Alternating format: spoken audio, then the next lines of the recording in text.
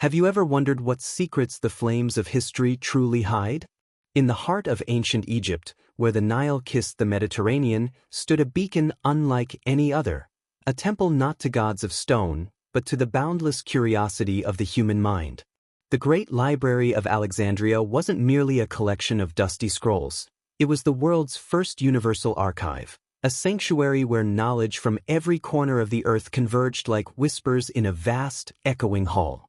Founded in the golden age of the Ptolemies, it promised to hold the sum of human wisdom, star charts that mapped the heavens, medical treatises that unlocked the body's mysteries, philosophical tomes that questioned the soul, and forbidden texts that dared to peer into the unknown.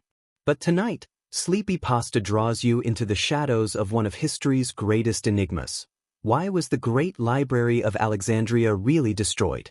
The official tales speak of accidental fires, sieges by conquerors, and the slow decay of time.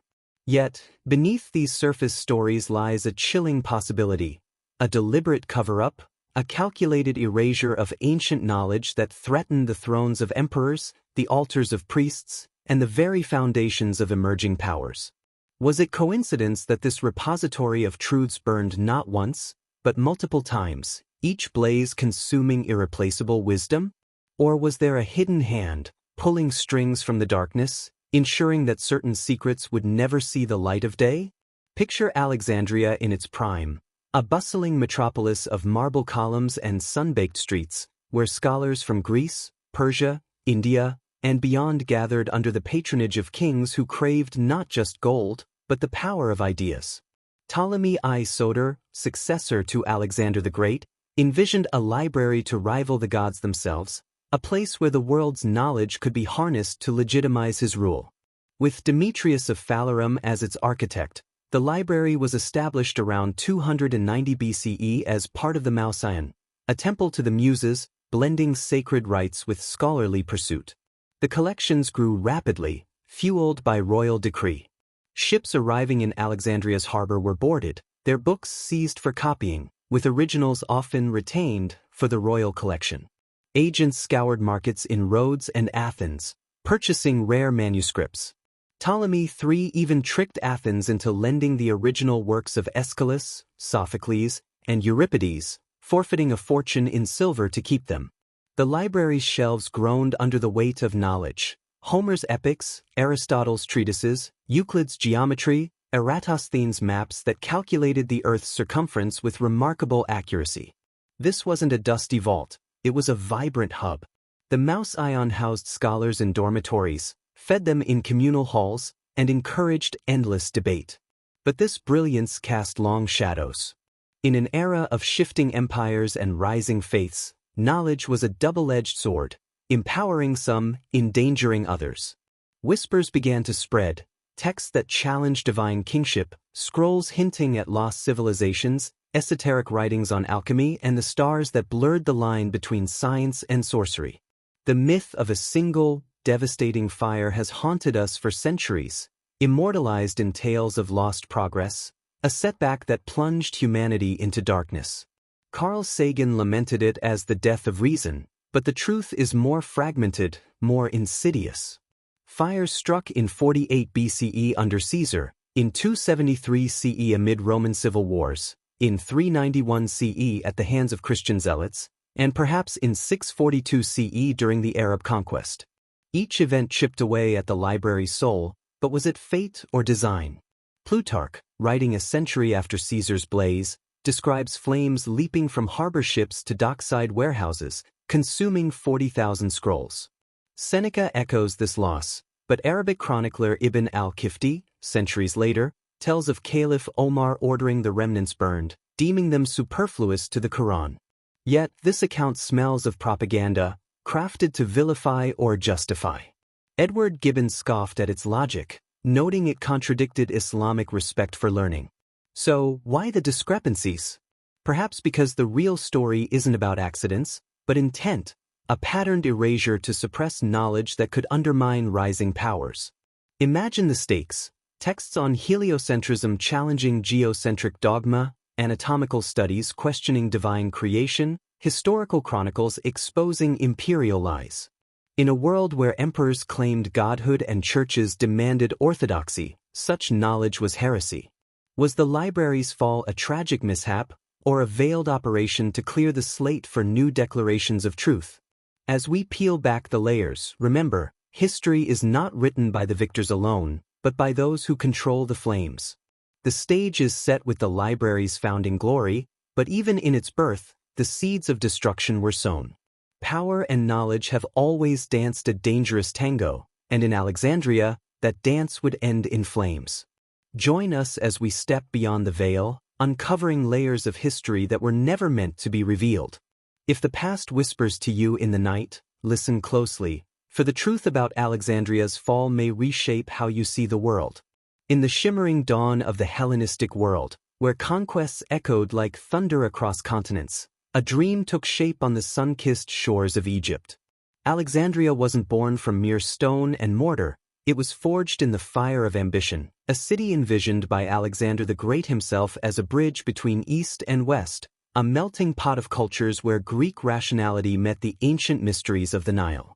But it was his successor, Ptolemy I Soter, a Macedonian general turned pharaoh, who transformed this vision into the greatest intellectual fortress the world had ever known. Around 295 BCE, with the guidance of Demetrius of Phalerum, an exiled Athenian scholar and statesman, the foundations of the great library were laid. Not as a simple repository of books, but as a universal sanctuary, a place where the sum of human knowledge could be gathered, guarded, and grown like a sacred garden. Ptolemy's motives were as layered as the scrolls he sought. On the surface, it was a tribute to the Muses, housed within the Grand Mausolem, a temple complex dedicated to the 9 goddesses of arts and sciences. Scholars lived there like priests, supported by royal stipends, dining in communal halls where ideas flowed freer than wine. But beneath this noble facade lurked a deeper purpose: power. In a fragile new dynasty, knowledge was the ultimate currency. By amassing the world's wisdom, Ptolemy legitimized his rule, drawing the brightest minds from Athens, Rhodes, and beyond, turning Alexandria into the beating heart of the Mediterranean.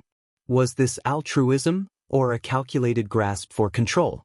Whispers suggest the latter. Texts that glorified rival kings or hinted at forgotten empires could be edited or quietly shelved, ensuring the Ptolemaic narrative reigned supreme. The library's growth was nothing short of legendary, a relentless hunt for every scrap of wisdom humanity had etched onto papyrus, parchment, or stone. Royal agents scoured foreign markets, buying manuscripts by the cartload. Ships docking in Alexandria's bustling harbor underwent mandatory inspections. Any books found were seized, meticulously copied by teams of scribes, and the originals often retained for the royal collection, a polite euphemism for theft. Ptolemy II Philadelphus expanded this aggressively, commissioning the Septuagint, a groundbreaking translation of Hebrew scriptures into Greek by 72 Jewish scholars, bridging Judaism and Hellenism in ways that would ripple through history. Ptolemy III Euergetes went further, tricking Athens into lending the original tragic plays of Aeschylus, Sophocles, and Euripides.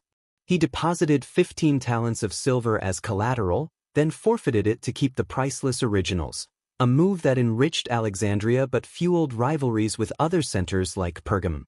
At its zenith, the library held an estimated 40,000 to 700,000 scrolls.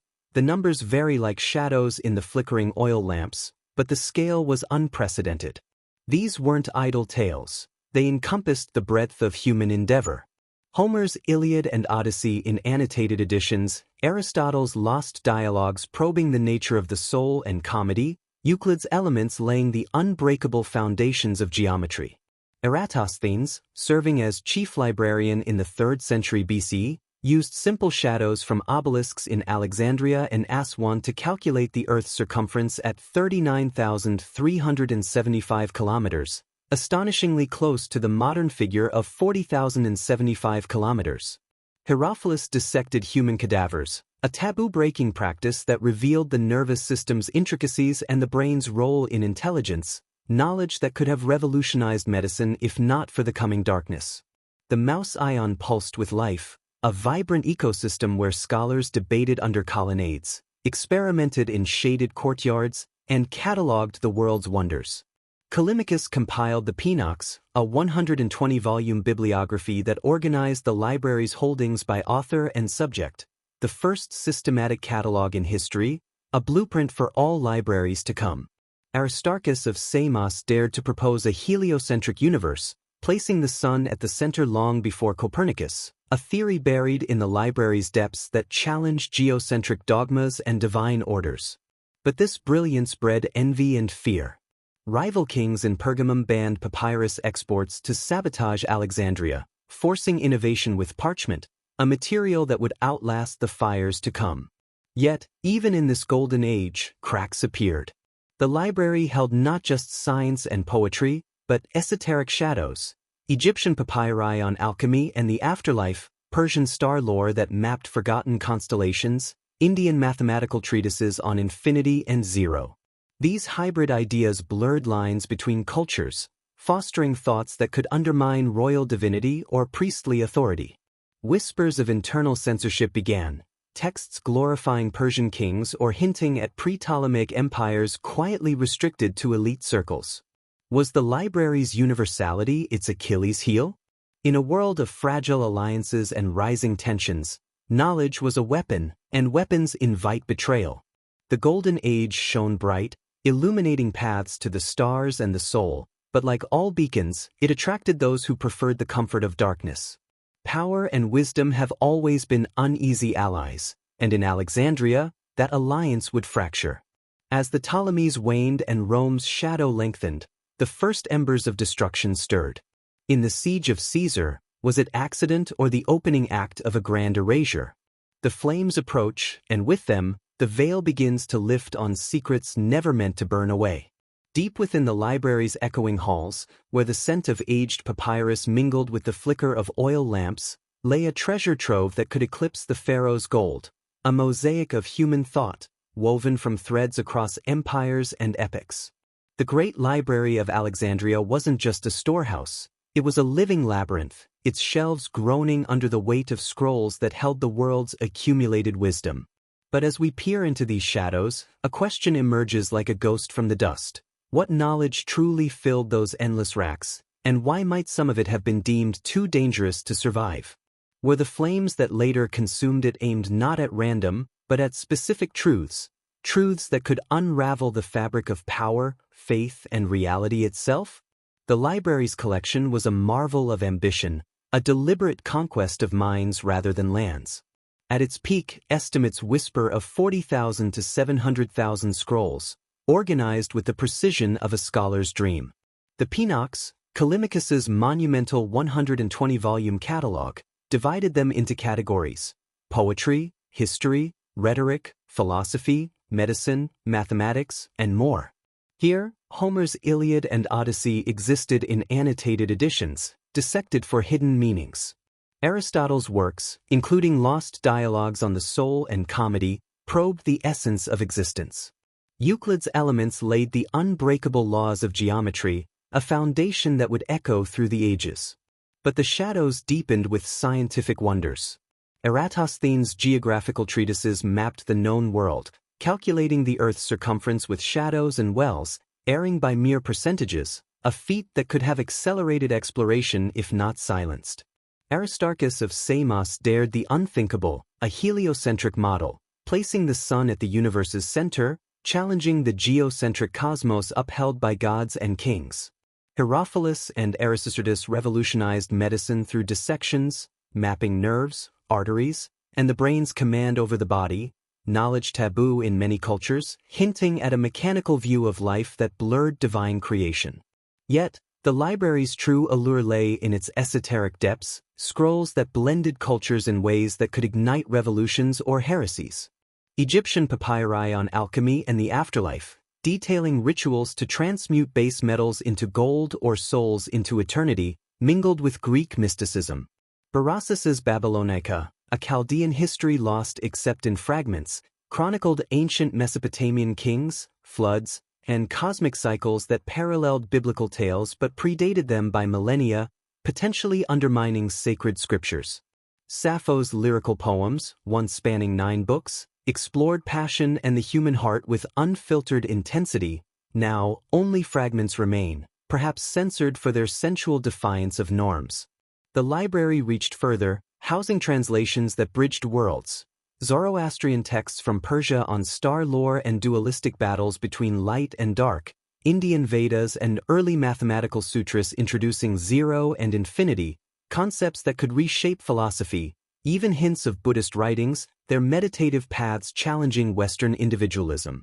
The Septuagint, the Greek translation of Hebrew scriptures, bridged Judaism and Hellenism, but included apocryphal books like Enoch, filled with angelic watchers and forbidden knowledge, texts later deemed heretical.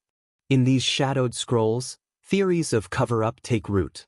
Did the library hold forbidden wisdom, Atlantean myths of lost technologies, pre-flood civilizations with advanced astronomy, or alchemical formulas that promised immortality? Some speculate on vanished manuscripts like Hypatia's commentaries on conic sections and astronomy, blending math with mysticism in ways that could empower women or question patriarchal gods. Gnostic fragments, perhaps stored here before Nag Hammadi, spoke of secret realms and divine sparks within humanity, threatening organized religion's monopoly on salvation. The danger was clear. In an era of fragile thrones and clashing faiths, such knowledge was explosive. Emperors feared histories exposing their illegitimacy. Priests saw esoteric rites as rivals to their gods. Was the library's diversity a fatal flaw, inviting those who preferred controlled truths? The loss wasn't abstract. Without Aristarchus, heliocentrism slumbered for centuries. Without Herophilus, anatomy regressed into superstition. Imagine a world unshackled. Earlier vaccines from lost medical scrolls, telescopes from astronomical insights, philosophies fostering unity across divides. But as the library's light grew, so did the envy of those in darkness. Power's gaze turned inward, and the first cracks appeared. In the siege of Caesar, was the fire a mishap or the opening salvo in a war against inconvenient wisdom? The embers stir, and the shadows lengthen. Join us as we ignite the first spark, uncovering if accident masked a deeper intent. In the sweltering heat of 48 BC, Alexandria transformed from a jewel of intellect into a cauldron of chaos, a battlefield where ambition clashed with legacy, and the great library stood perilously close to the edge of oblivion. Julius Caesar, the Roman general locked in a brutal civil war with his rival Pompey, had sailed to Egypt not as a conqueror, but as an opportunist.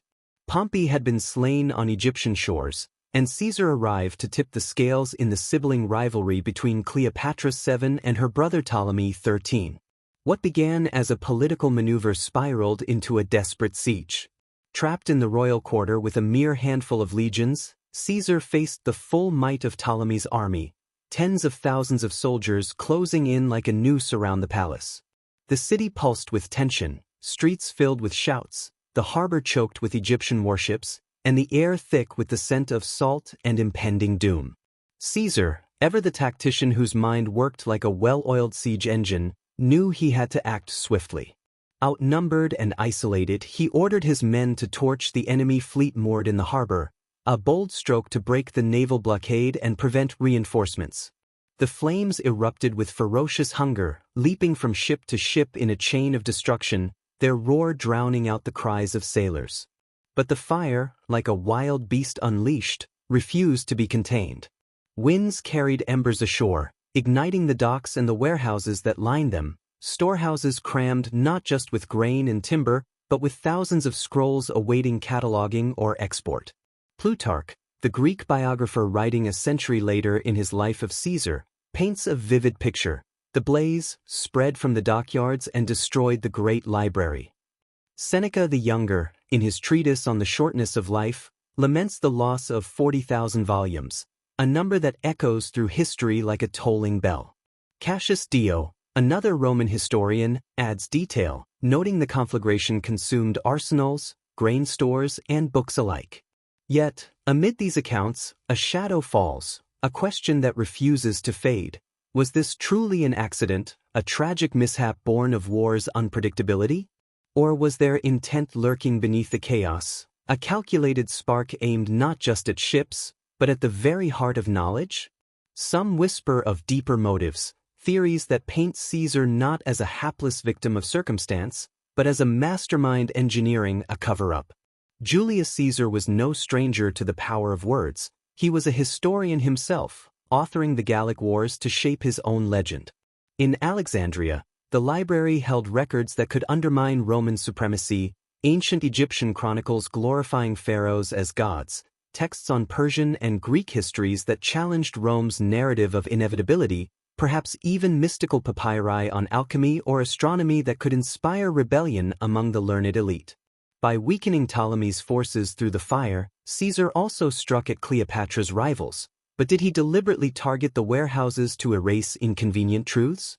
Skeptics point to Caesar's own writings, where he downplays the library's loss, mentioning only the burning of ships, a selective omission that smells of self-preservation. The extent of the damage remains a labyrinth of debate, shrouded in the mists of time. Strabo, the geographer who visited Alexandria some 20 years later during Augustus's reign, describes the Mouseion and its scholarly community but makes no mention of a total catastrophe, suggesting the main library may have survived or been swiftly rebuilt.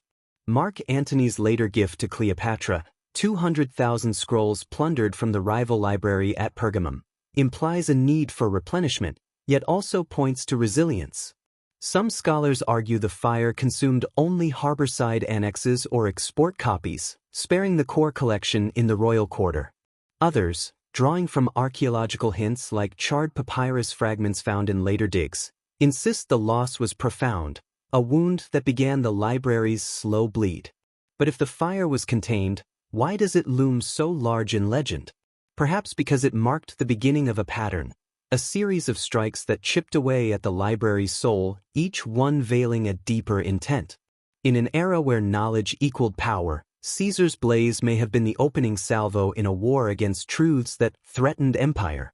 Destroying scrolls on Egyptian independence or Greek philosophies of republicanism could consolidate Roman control, burying narratives that might fuel resistance. Theories abound. Was Caesar's fire a strategic cover-up, a way to rewrite history before it could challenge his own?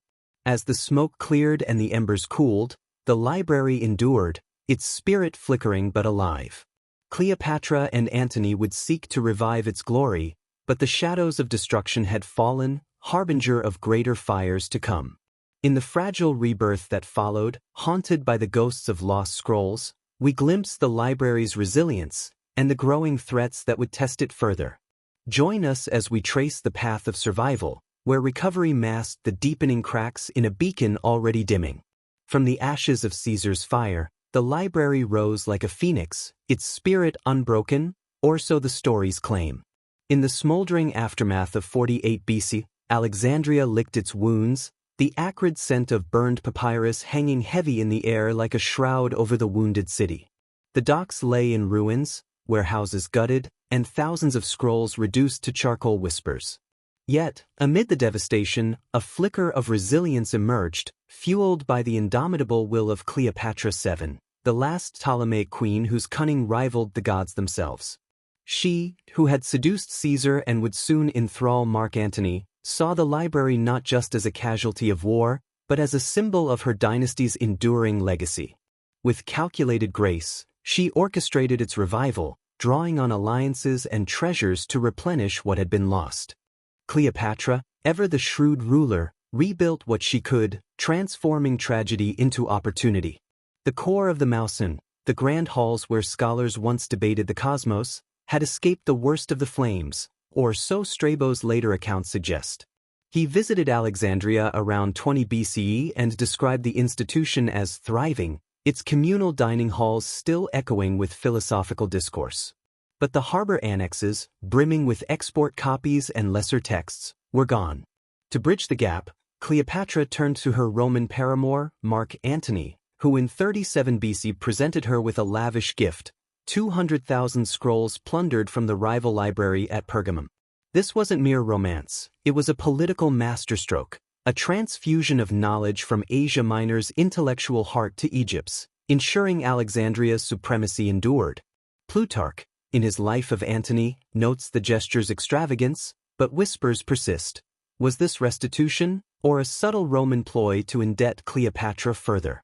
Under Roman rule, the institution adapted, shedding its purely Ptolemaic skin to become a symbol of imperial might. Augustus, Caesar's heir, patronized the library after annexing Egypt in 30 BCE, viewing it as a trophy of conquest, a way to showcase Rome's cultural dominance. Scholars returned from exile, drawn by the promise of stipends and safety. The Mouse Ion buzzed once more with debate, astronomers charting the Nile's floods, physicians experimenting with herbal remedies from distant lands, poets composing verses that blended Greek elegance with Egyptian enigma. New acquisitions flowed in, scrolls from conquered territories funneled to Alexandria's shelves. The library expanded its reach, incorporating the Serapeum, a daughter library in the Temple of Serapis, where overflow volumes found refuge amid marble columns and incense-filled altars. But this rebirth was fragile, a delicate illusion masking deepening cracks. The Ptolemies' decline had already weakened funding, royal coffers, once overflowing, now strained under Roman tribute. Overseers from Rome viewed the library with suspicion, their eyes sharp for seditious texts. Whispers of cover-up persist. Did these censors quietly remove works on Egyptian nationalism, scrolls glorifying the pharaohs as divine rulers independent of Roman gods? Greek philosophies on republican ideals, echoing Plato's Republic or Aristotle's Politics, could fuel discontent among the educated elite.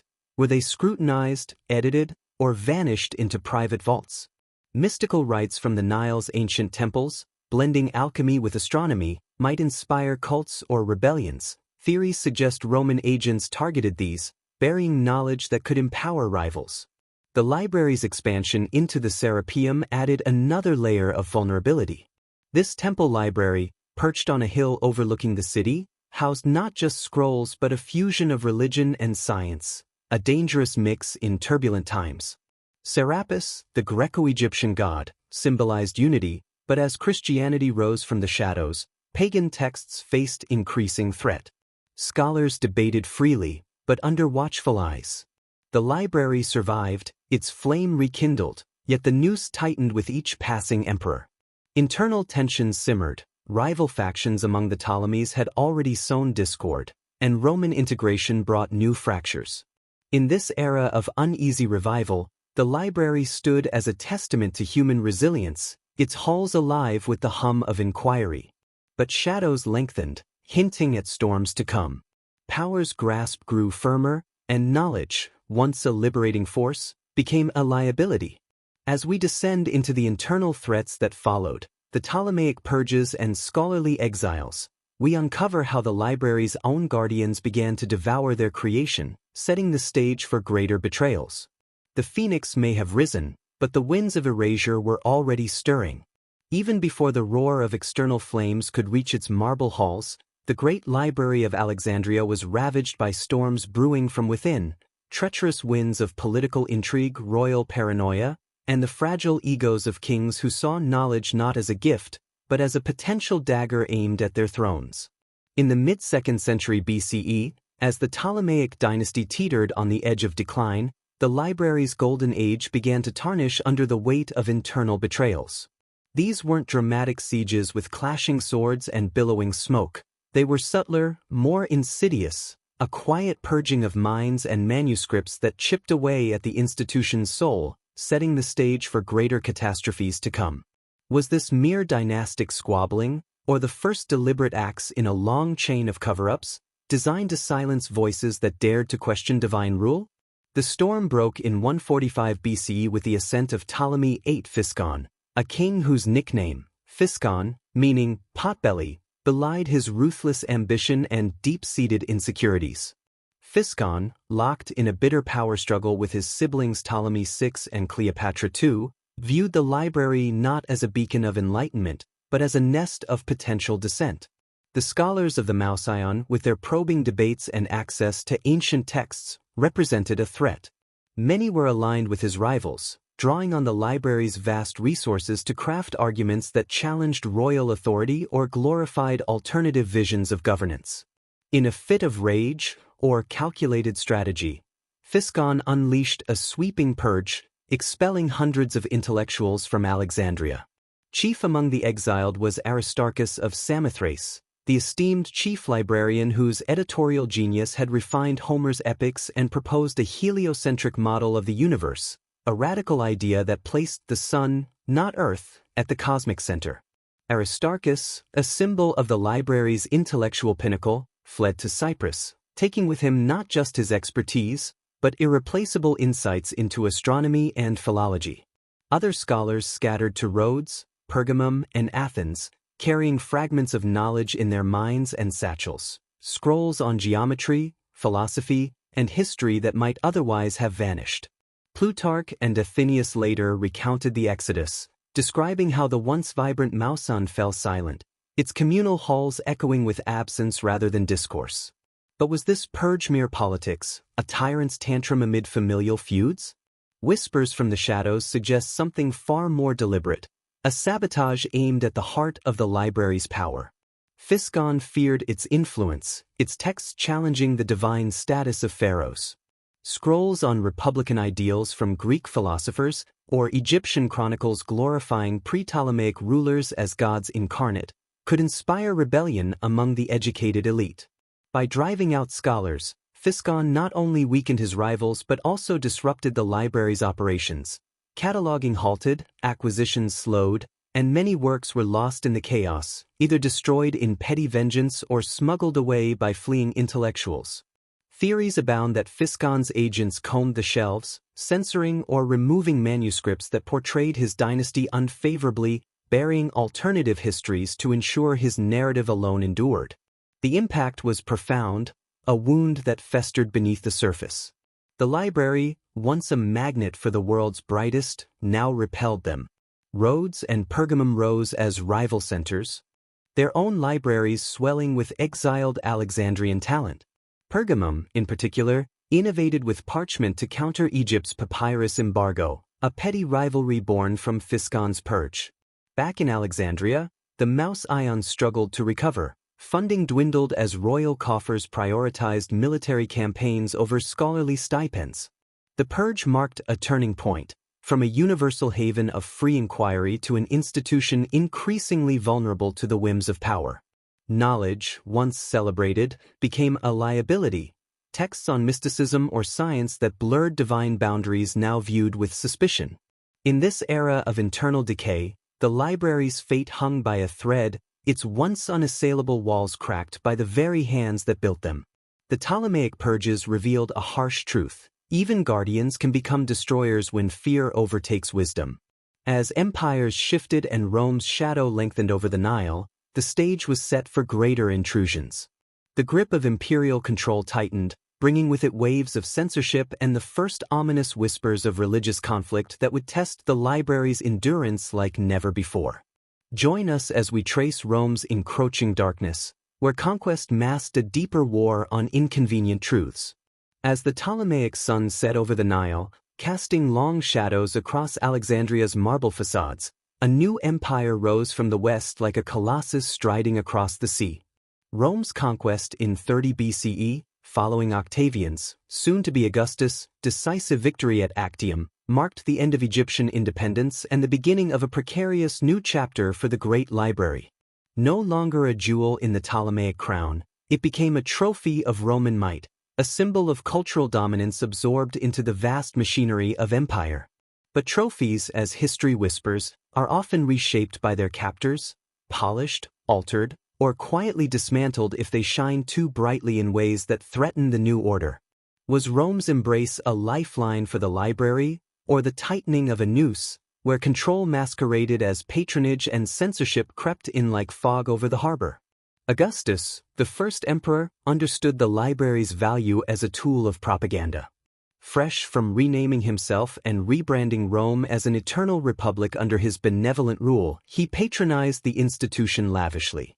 Funds flowed for repairs after earlier damages, scholars were encouraged to return, and the Mausians' halls echoed once more with debates on philosophy and science.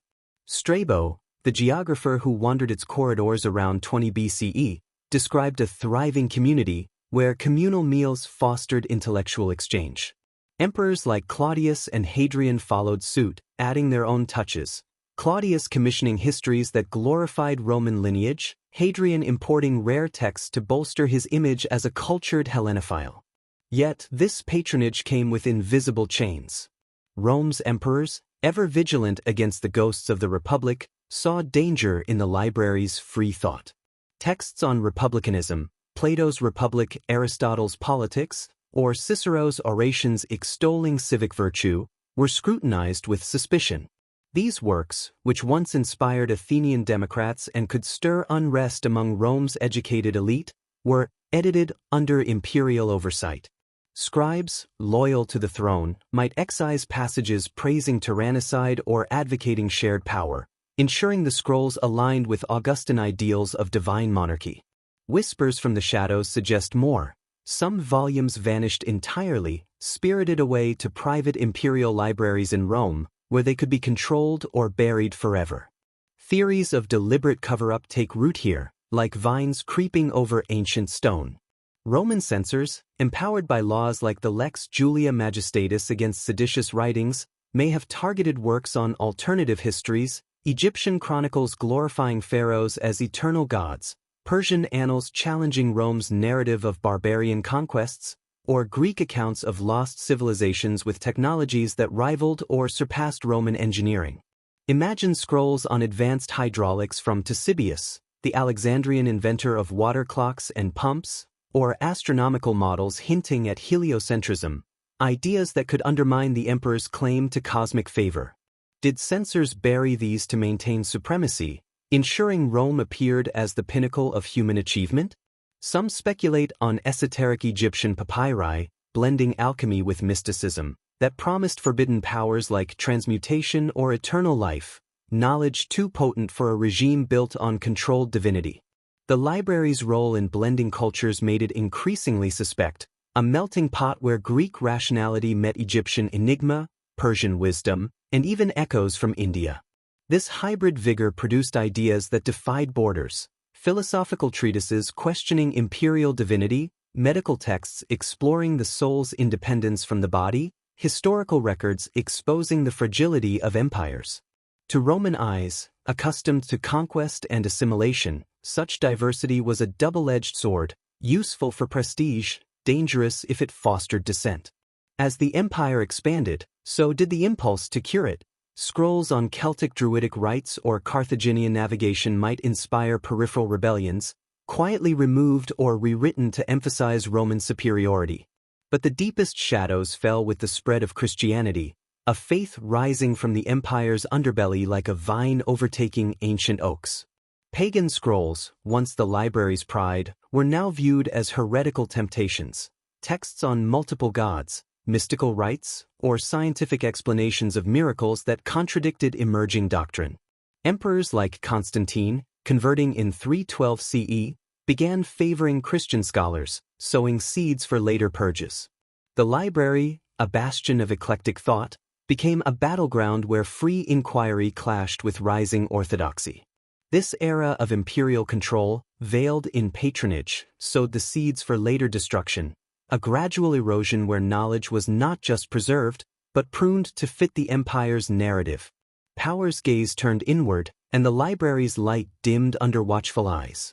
In the shadows ahead, Christian zeal ignites the Serapeum, a blow that may have been no accident, but the culmination of centuries of simmering intent. Join us as religious fervor takes hold, and the flames of faith consume what reason once built. In the fading twilight of the Roman Empire, as the cross rose triumphant over the eagle, a new shadow fell across Alexandria, a shadow born not of conquest's sword, but of faith's unyielding zeal. The year was 391 CE, a time when Emperor Theodosius I, fervent in his Christianity, issued edicts that thundered like divine judgments, banning pagan worship and ordering the closure of temples across the realm.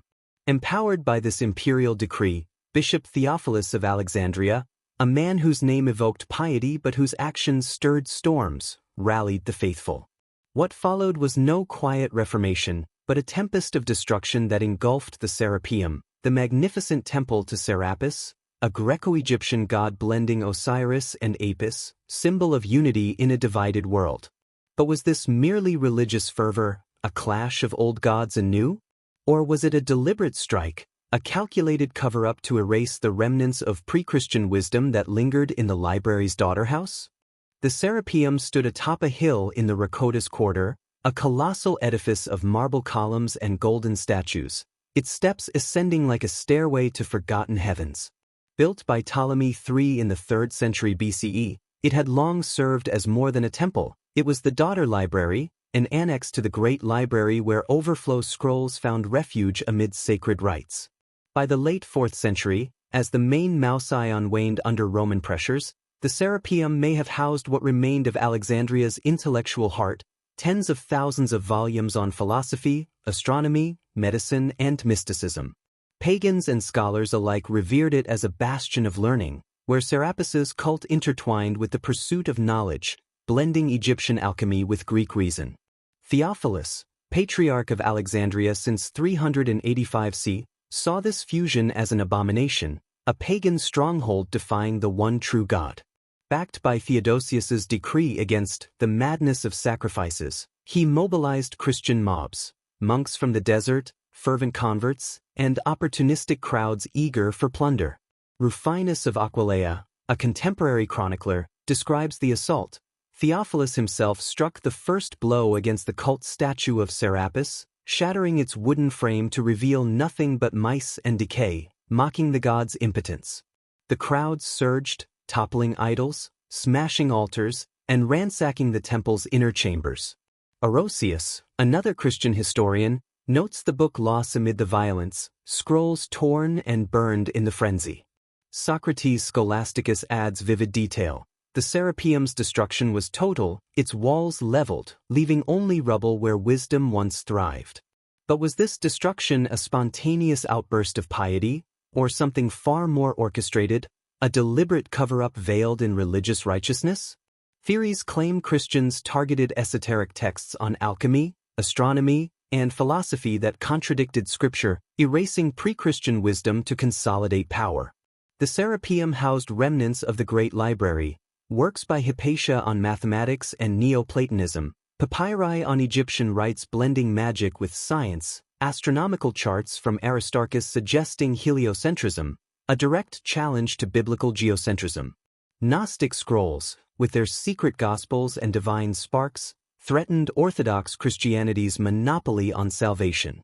By demolishing the temple, Theophilus didn't just topple a pagan idol. He may have orchestrated a purge, ensuring these heretical texts vanished in the flames, buried beneath the rubble of a new era. Historians like Edward Watts argue the attack was politically staged, a high-profile demonstration of Christian dominance to intimidate remaining pagans and curry favor with Theodosius. The emperor's edicts empowered such violence, but Theophilus amplified it, using mobs to avoid direct blame.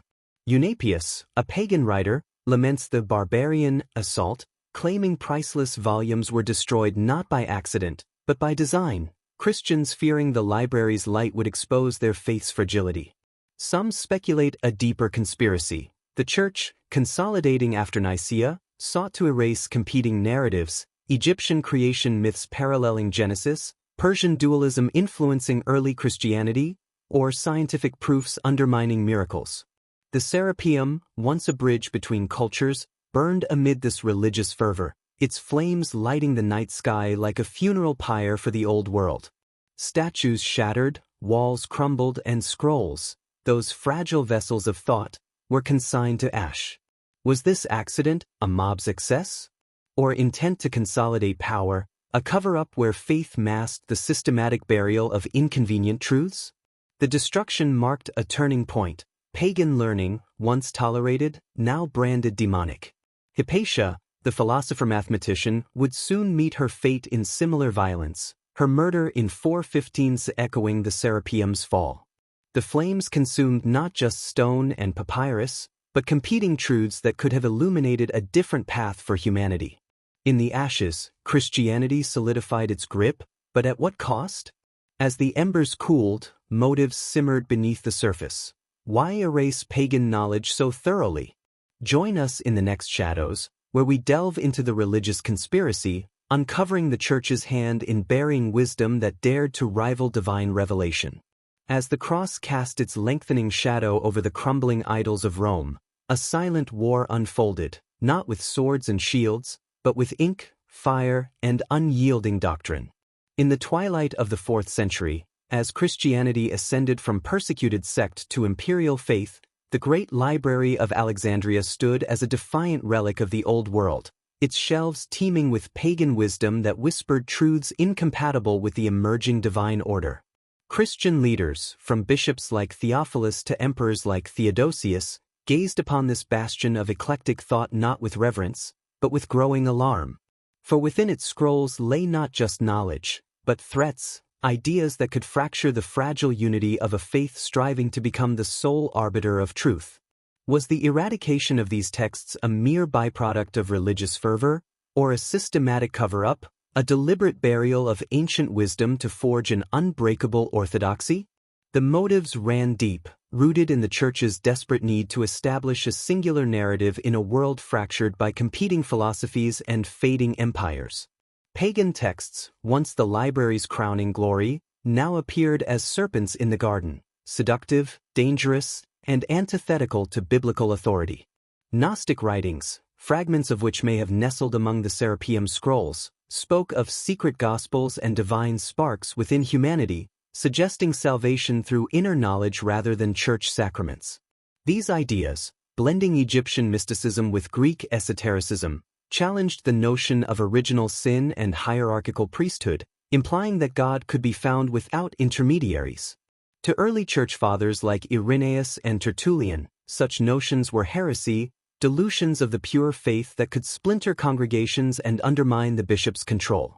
Heliocentric models, like those proposed by Aristarchus and perhaps elaborated in lost commentaries, posed another peril. By placing the sun at the universe's center, they dethroned Earth, and by extension humanity, from its divinely ordained position, contradicting Genesis's geocentric cosmos. Mystical rites detailed in Egyptian papyri, from alchemical transmutations to afterlife rituals echoing Osiris's resurrection, blurred the lines between science and sorcery, offering spiritual alternatives that rivaled Christ's monopoly on salvation.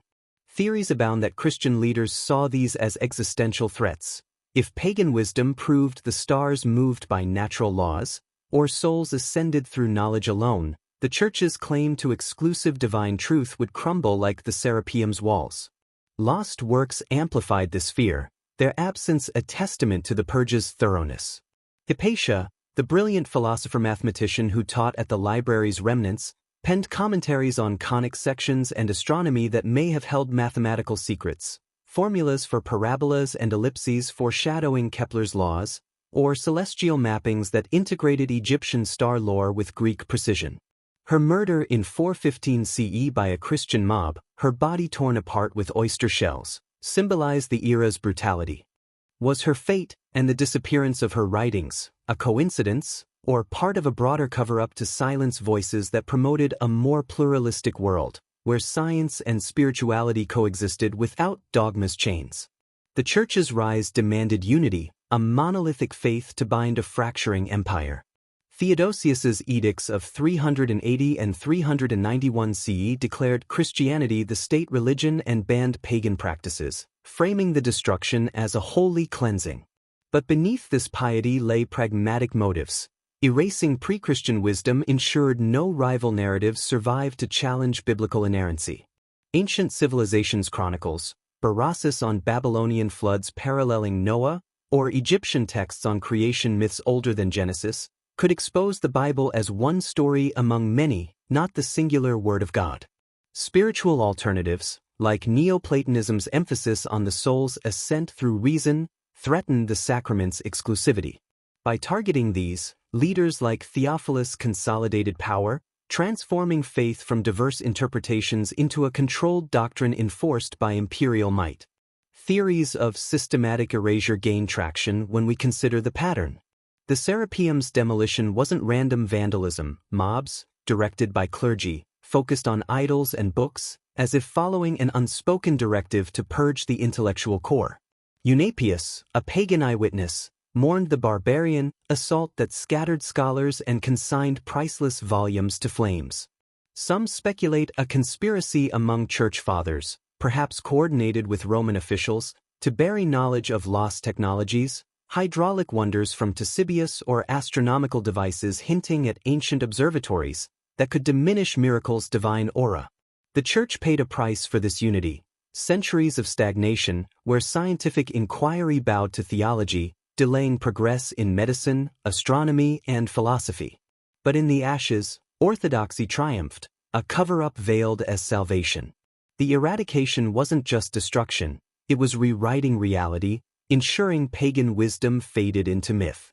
Ahead, the Arab conquest adds another layer of mystery, where flames may have danced once more, accident, or the final act in a millennia-long drama of buried truths. In the blistering sands of 642 CE, as the sun beat down on Alexandria's weathered stones, a new conqueror strode through the city's gates, not with the pomp of Roman legions, but with the quiet resolve of a desert-born army. Umar ibn al-As, general of the Rashidun Caliphate, seized Alexandria for Islam, ending centuries of Greco-Roman rule in a single, decisive stroke. The Great Library, or what remained of it after fires and purges, stood as a fading monument to a world now slipping into shadow. Its daughter house, the Serapeum, had been razed by Christian zealots 2 centuries prior, but scattered collections lingered in private homes, temples, and lesser archives. Yet, a story born centuries later casts a long, dark veil over this moment. Caliph Omar, the second successor to the Prophet Muhammad, allegedly ordered the remaining books burned, deeming them superfluous or heretical to the Quran. Was this the final blow to Alexandria's wisdom, or a myth crafted to obscure a more complex truth? The tale, as told by the 13th century chronicler Ibn al-Kifti, is stark and haunting. When Amr asked Omar what to do with Alexandria's books, the caliph reportedly replied, "If they are in agreement with the Quran, we have no need of them. If they contradict it, they are blasphemous. In either case, destroy them." The story claims the scrolls were used to fuel the city's bathhouses, their flames warming water for months. A poetic, if chilling, image of knowledge reduced to kindling. Abd al-Latif, another medieval scholar, and Bar Hebrius echoed this account, cementing it in historical lore. Yet, this narrative, emerging 500 years after the conquest, reeks of embellishment, a tale too convenient to be taken at face value. Was it a genuine act of destruction, or a fabricated legend to vilify the conquerors, or perhaps to mask earlier erasures? Theories of a cover-up swirl like smoke from those fabled bathhouse fires. Modern historians, like Edward Gibbon in The Decline and Fall of the Roman Empire, dismiss Omar's order as propaganda, noting its absence in earlier sources like the 7th century chronicle of John of Nikiu, who lived closer to the event. Islamic tradition revered the people of the book, Jews and Christians, whose scriptures were protected, making the wholesale destruction of texts unlikely. Alexandria, by 642 CE, was a shadow of its former glory. The library's main collection had been gutted by Caesar's fire and Theophilus's mobs. What remained were likely private or ecclesiastical archives, not a centralized repository. Scholars like Bernard Lewis argue the story was crafted by later Christian or Abbasid writers to discredit the Rashidun Caliphate, portraying it as barbaric to contrast with their own cultural claims. But if the tale is legend, why does it persist? Some whisper it served as a scapegoat, deflecting blame from earlier Christian purges onto Muslim conquerors.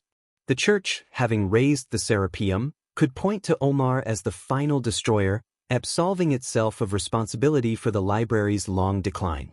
Others suggest a deeper cover-up. If Omar's order was real, it might have targeted specific texts, philosophical or scientific works like those of Aristarchus on heliocentrism or Gnostic Gospels, that could challenge Islamic theology's emerging dominance. By aligning knowledge with Quranic doctrine, the Caliphate could assert spiritual and intellectual control, much as Christians had done centuries earlier. Evidence leans heavily toward myth over fact. Early Islamic rulers, like the Umayyads and Abbasids, were avid preservers of Greek knowledge, translating Aristotle, Euclid, and Galen into Arabic, fueling the golden age of Islam in Baghdad's House of Wisdom. Alexandria itself remained a center of learning under Muslim rule, with Christian and Jewish scholars continuing their work. Archaeological traces from the period show no widespread destruction of texts, only gradual urban decay. The bathhouse tale, with its dramatic flair, feels like a literary flourish, too vivid, too tidy to be unscripted. Yet, the story's endurance raises a chilling question. Why was it so easy to believe? Perhaps because it echoed a recurring truth. Knowledge has always been a casualty of conquest, whether by fire, censorship, or neglect. If Omar's order was fabricated, it masked earlier losses, shifting blame to a new empire. If it held a kernel of truth, it was a final act in a centuries-long drama of erasure, where power buried truths too potent to endure. The flames, real or imagined, left only ashes and questions. As Alexandria's light dimmed under Muslim rule, the layers of legend grew thicker, each telling a story shaped by bias and agenda. Join us as we unravel these conflicting accounts, peeling back the myths to reveal who truly held the torch, and why the truth remains shrouded in smoke. In the dim glow of history's flickering torch, the story of the great library of Alexandria's destruction emerges not as a single, searing truth, but as a tapestry of conflicting whispers, each thread spun with bias, agenda, and the weight of power. The flames that consumed this beacon of wisdom, whether in one catastrophic blaze or a slow, relentless erosion, have been recounted through voices separated by centuries, cultures, and motives. From Roman historians to Christian chroniclers to medieval Arabic scholars, the accounts clash like swords in a darkened arena, each shaped to serve its teller's purpose. Was the library's fall a tragedy of accidents, or a carefully woven myth to obscure the hands that lit the torch? As we peel back these layers of legend, the truth remains elusive, a shadow dancing just beyond our grasp, hinting at a cover-up that veiled deliberate erasures in the fog of propaganda. The earliest voices come from the Romans, writing in the shadow of empire. Plutarch, in his Life of Caesar around 100 CE, pins the first blow on Julius Caesar's siege of 48 BC, describing flames leaping from the harbor to the library's dockside warehouses, consuming 40,000 scrolls. Seneca, in On the Shortness of Life, echoes this loss, mourning the destruction of countless books. Cassius Dio, a century later, adds detail, noting the fire-ravaged arsenals and grain alongside texts. Yet, these accounts, penned long after the event, carry the scent of Roman bias. Caesar, a hero of empire, is portrayed as a reluctant arsonist, his fire an unintended consequence of war. Was this to shield his legacy, deflecting blame onto the chaos of battle? Theories suggest Roman historians downplayed the library's loss to avoid admitting their empire's role in diminishing a cultural rival, burying the truth of a strategic strike against Egyptian knowledge. Christian chroniclers, writing centuries later, weave a different tale, one steeped in divine righteousness. Orosius, in his History Against the Pagans, early 5th century, mentions book losses during the Serapeum's destruction in 391 CE under Bishop Theophilus, framing it as a triumph over pagan idolatry. Socrates' Scholasticus and Sozomen, near contemporaries, describe the mob's fervor, demolishing the temple that housed the library's remnants, but they skirt the scale of textual loss, emphasizing Christian victory.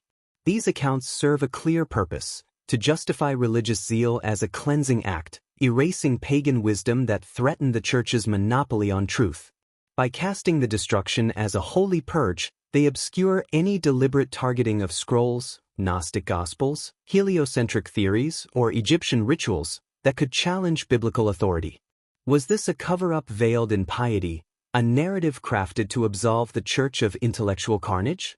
Arabic sources add yet another layer, one that emerges like a ghost from the sands of time. In the 13th century, Ibn al-Kifti recounts the tale of Caliph Omar's order in 642 CE, commanding Amr ibn al-As to burn Alexandria's books if they contradicted the Quran, fueling bathhouses for months. Abd al-Latif and Bar Hebrius repeat this story, its vivid imagery embedding it in historical lore. Yet this account, written 500 years after the conquest, reeks of propaganda.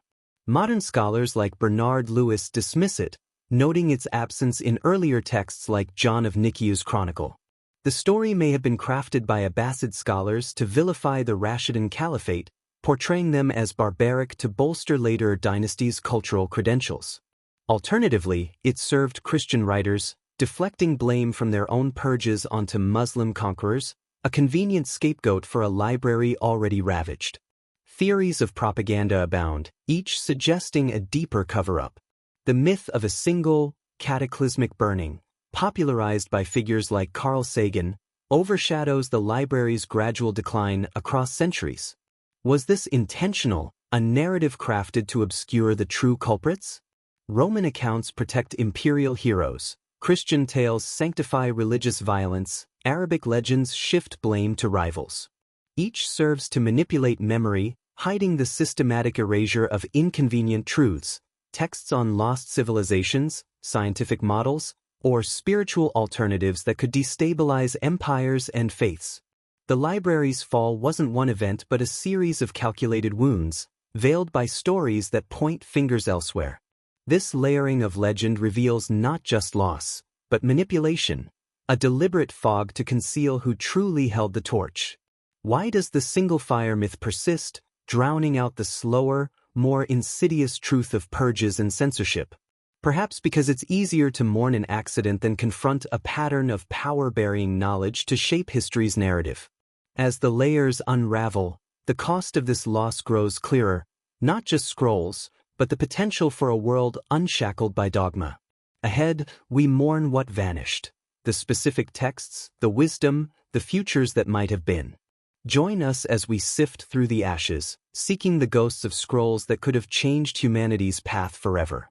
In the silent ashes of Alexandria, where the embers of a once blazing beacon cooled beneath the weight of centuries, lies a wound that humanity still feels but cannot fully name. The Great Library was more than a collection of scrolls. It was the beating heart of human curiosity, a repository where the wisdom of countless civilizations converged: Greek poetry, Egyptian mysticism, Babylonian chronicles, Indian mathematics. When the flames came, not once, but in relentless waves, they devoured not just papyrus and parchment, but the very potential of what our world could have been. What was lost in those fires? Not merely books, but entire futures, erased as if they had never existed. And as we sift through the ghostly remnants, a chilling question rises like smoke. Were these losses accidental, or were certain truths deliberately consigned to the pyre, a cover-up to bury knowledge too potent for empires and faiths to tolerate? The scale of the library's collection at its peak staggers the imagination. Estimates range from 40,000 to 700,000 scrolls, each a vessel of thought, meticulously copied by scribes or plundered from distant lands. These weren't idle tales, they were the scaffolding of human progress. Sappho's lyrical poetry, once spanning 9 books, some 10,000 lines, sang of love, longing, and the human heart with a rawness that could unsettle rigid moralities. Today, only fragments survive, a mere 650 lines, the rest reduced to ash or scattered by censors who found her voice too sensual, too free. Aristarchus of Samos's treatises on heliocentrism, proposing a sun-centered universe in the 3rd century BC, challenged the geocentric cosmos upheld by priests and kings. Their loss delayed the Copernican revolution by over a millennium, leaving humanity to grope through centuries of starless dogma. Berossus's Babylonica, a 3-volume history of Mesopotamia written in Greek, chronicled ancient kings, floods, and cosmic cycles predating biblical narratives, parallels that could have questioned Genesis's singularity. Only fragments quoted by later writers like Josephus remain, the originals likely burned to prevent their challenge to emerging Judeo-Christian orthodoxy. Euclid's lost works on conics and optics, building on his Elements, held mathematical secrets that foreshadowed modern calculus and physics. Their absence left gaps that Renaissance scholars struggled to fill. Herophilus' medical texts, detailing dissections that mapped nerves and linked the brain to intelligence, were centuries ahead of their time. Their destruction plunged anatomy into superstition, delaying discoveries like the circulatory system until Harvey in the 17th century. The library's esoteric holdings deepened the tragedy. Egyptian papyri on alchemy, formulas for transmuting metals or harnessing cosmic energies, blended science with mysticism, promising powers that could rival divine miracles. Persian star lore, cataloging constellations and planetary cycles, hinted at astronomical knowledge rivaling or surpassing Greek models.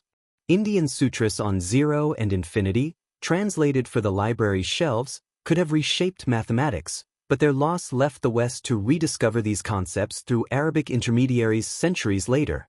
Gnostic texts, with their secret gospels and visions of divine sparks within humanity, offered spiritual alternatives that threatened the Church's monopoly on salvation, texts perhaps too dangerous to survive the fires of Theophilus's mobs.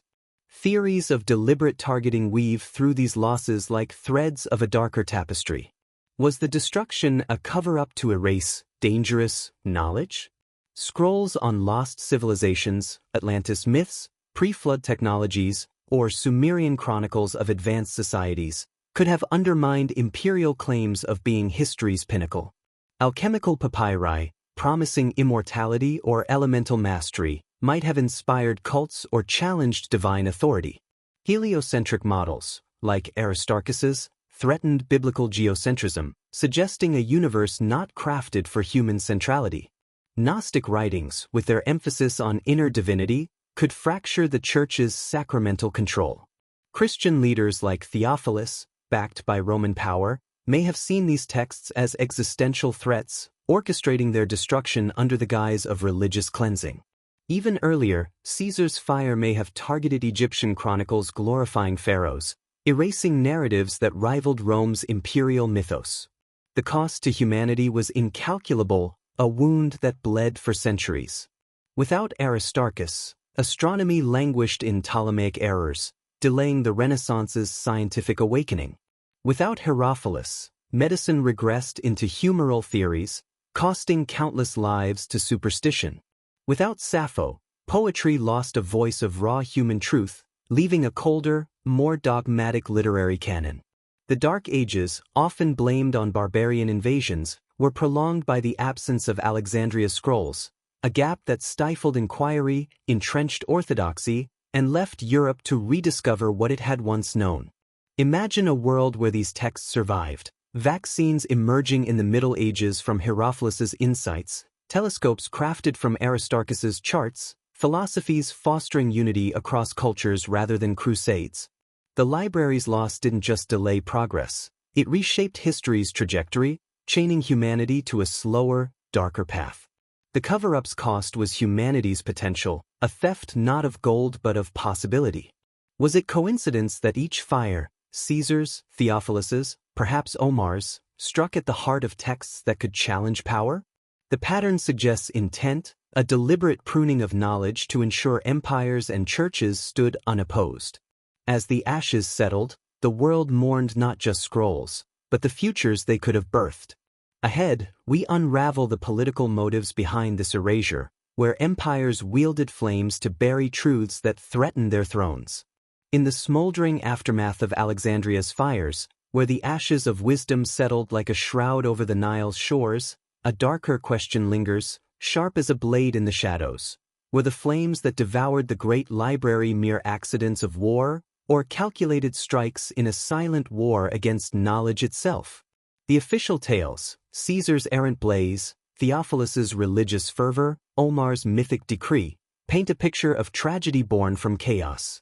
But beneath these narratives, whispers of hidden agendas rise like ghosts from the ruins, suggesting a deliberate cover-up, a political power play to bury truths that threatened empires. From Rome's iron grip to the Ptolemaic dynasty's faltering throne, the library's destruction may have been no accident, but a strategic erasure to control the narrative of history and legitimize the conqueror's dominion. Step with us into the heart of this intrigue, where knowledge became a weapon, and its destruction a calculated act to reshape the world's memory.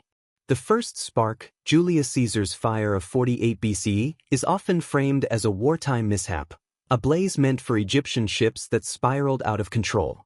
Yet, Caesar was no reckless general. He was a master strategist, his every move calculated to secure power. Alexandria, under Ptolemy XIII and Cleopatra, was a city of defiance, its library a repository of Egyptian independence records, chronicles of pharaohs as divine rulers, texts glorifying a lineage that rivaled Rome's imperial mythos. Plutarch's account, written a century later, notes the fires spread to dockside warehouses, destroying 40,000 scrolls. But what scrolls? Theories suggest Caesar targeted specific holdings: Egyptian histories that celebrated pre-Roman dynasties, astronomical charts that could embolden naval rivals, or philosophical works on governance that echoed republican ideals antithetical to his burgeoning dictatorship. Caesar, author of the Gallic Wars, knew the power of narrative. By weakening Ptolemy's regime, he bolstered Cleopatra, his ally, but also ensured Rome's dominance. Destroying records of Egypt's past glory, texts like Manethos Aegyptiaca, which chronicled pharaohs from mythical origins to Ptolemaic times, could erase a cultural identity that might rally against Roman rule. Some historians, like Luciano Canfora, argue the fire was a tactical strike, not a blunder, aimed at warehouses known to house sensitive manuscripts. These included not just Egyptian annals but Greek political treatises, perhaps by Polybius or Plato, that praised shared governance, ideas dangerous to a man consolidating absolute power. Was Caesar's blaze a cover-up, a deliberate act to bury truths that could fuel rebellion or challenge Rome's claim as history's rightful heir? As Rome tightened its grip after Cleopatra's fall in 30 BCE, the library became a trophy, but also a liability. Augustus, crafting his image as a divine emperor, patronized the Mauson but placed it under strict oversight. Roman censors, empowered by laws against seditious writings, combed through scrolls with ruthless precision. Texts on republicanism, Aristotle's Politics, Cicero's Orations, were edited or removed, their calls for civic virtue too incendiary for an empire built on one man's rule. Persian histories, like those of Ctesias, detailing empires that rivaled Rome's grandeur, vanished from circulation. Theories whisper of a broader agenda, suppressing rival histories to ensure Rome's narrative of eternal supremacy stood unchallenged. Scrolls on lost civilizations, Atlantis myths, Babylonian chronicles predating biblical timelines, could undermine Rome's claim to be the pinnacle of human achievement, buried to prevent questions about its legitimacy. The library's role as a cultural crossroads amplified its danger. Its shelves held Indian mathematical treatises on infinity, Persian star lore mapping forgotten constellations, and Egyptian alchemical papyri promising elemental mastery, knowledge that could inspire independent thought or technological advances beyond Rome's control. Some speculate that advanced engineering texts, like those of Ctesibius on hydraulics or Archimedes' mechanical devices, were deliberately targeted, their loss ensuring Rome's military edge remained unmatched. The cover-up wasn't just about erasing history, it was about controlling the future, stifling innovations that could empower provinces to rise against the center. These political power plays reveal a pattern: knowledge as a weapon, wielded or destroyed to shape the world's perception. Under Augustus and his successors, the library's autonomy eroded, its scholars subject to imperial whims. The appointment of librarians became a political act, with figures like Hyginus, a freedman loyal to Augustus, ensuring the collection aligned with Roman interests. Texts glorifying Hellenistic kings or detailing pre-Roman technologies, perhaps early optics or astronomical devices, were quietly removed to private vaults or destroyed, their absence a silent testament to Rome's need to dominate not just land, but memory. The cost of this erasure was profound. Without these scrolls, Rome crafted a history where it stood alone, unchallenged by rival legacies. But the price was a world deprived of philosophies that could have fostered unity, sciences that might have hastened progress, and histories that revealed humanity's shared roots. Was this the true intent, a cover-up to legitimize empire by burying competing truths?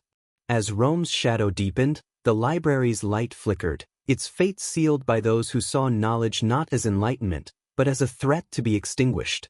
Ahead, we delve deeper into the religious conspiracy, where Christian zeal took up the torch, burning away pagan wisdom to forge a singular divine truth. Join us as faith becomes the flame, and the library's legacy faces its darkest hour.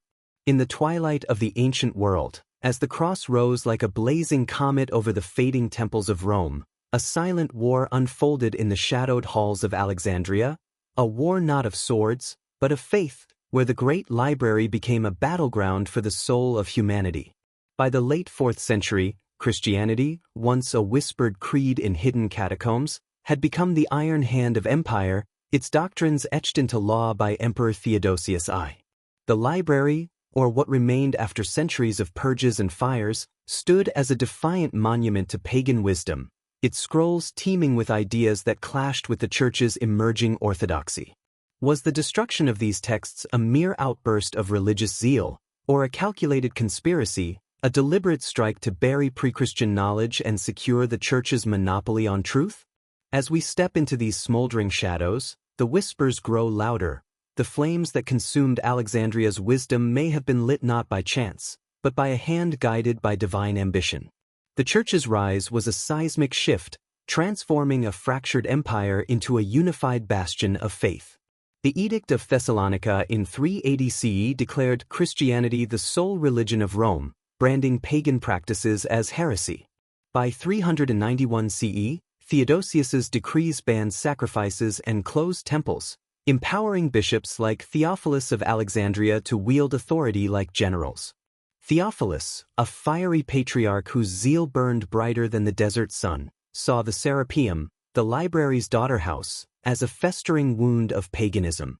Its shelves, likely holding remnants of the great library's collection, brimmed with texts that challenged the biblical narrative, Gnostic gospels proclaiming divine sparks within humanity, Neoplatonic treatises on the soul's ascent through reason, Egyptian papyri blending alchemy with cosmic rituals.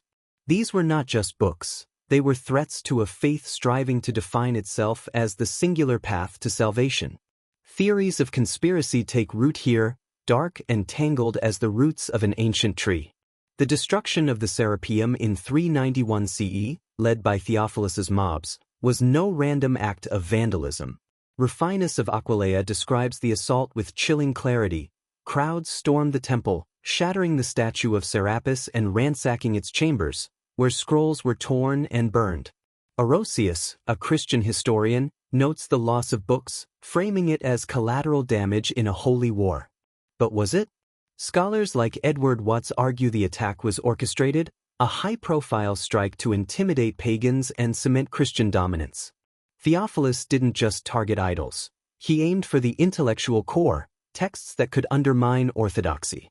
Gnostic writings, like those later found at Nag Hammadi, spoke of secret teachings from Jesus, suggesting salvation through inner knowledge, not church sacraments.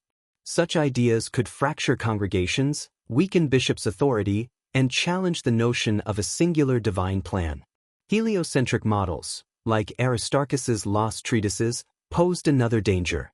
By placing the sun at the universe's center, they contradicted Genesis's geocentric cosmos, implying a universe governed by natural laws, not divine will.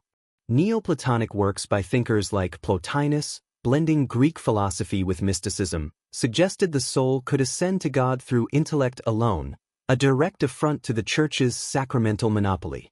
Egyptian texts on alchemy and the afterlife, detailing rituals to transcend mortality, echoed pagan gods like Osiris, threatening Christ's exclusive role as savior.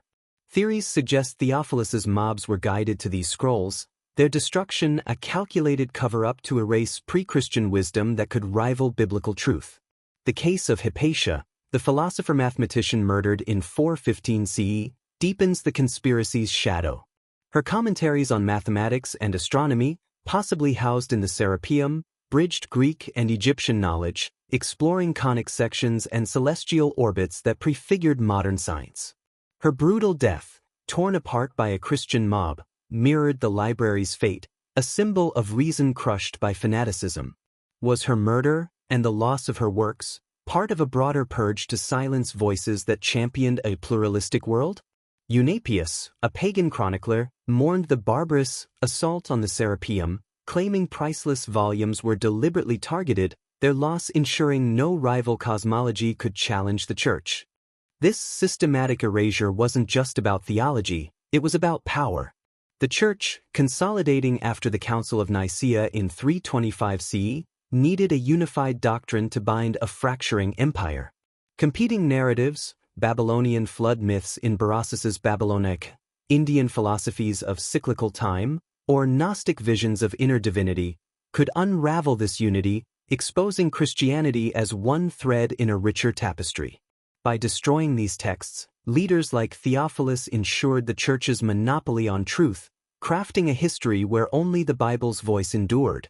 The cover-up's cost was staggering: centuries of scientific stagnation, philosophical narrowing, and a world where inquiry bowed to dogma.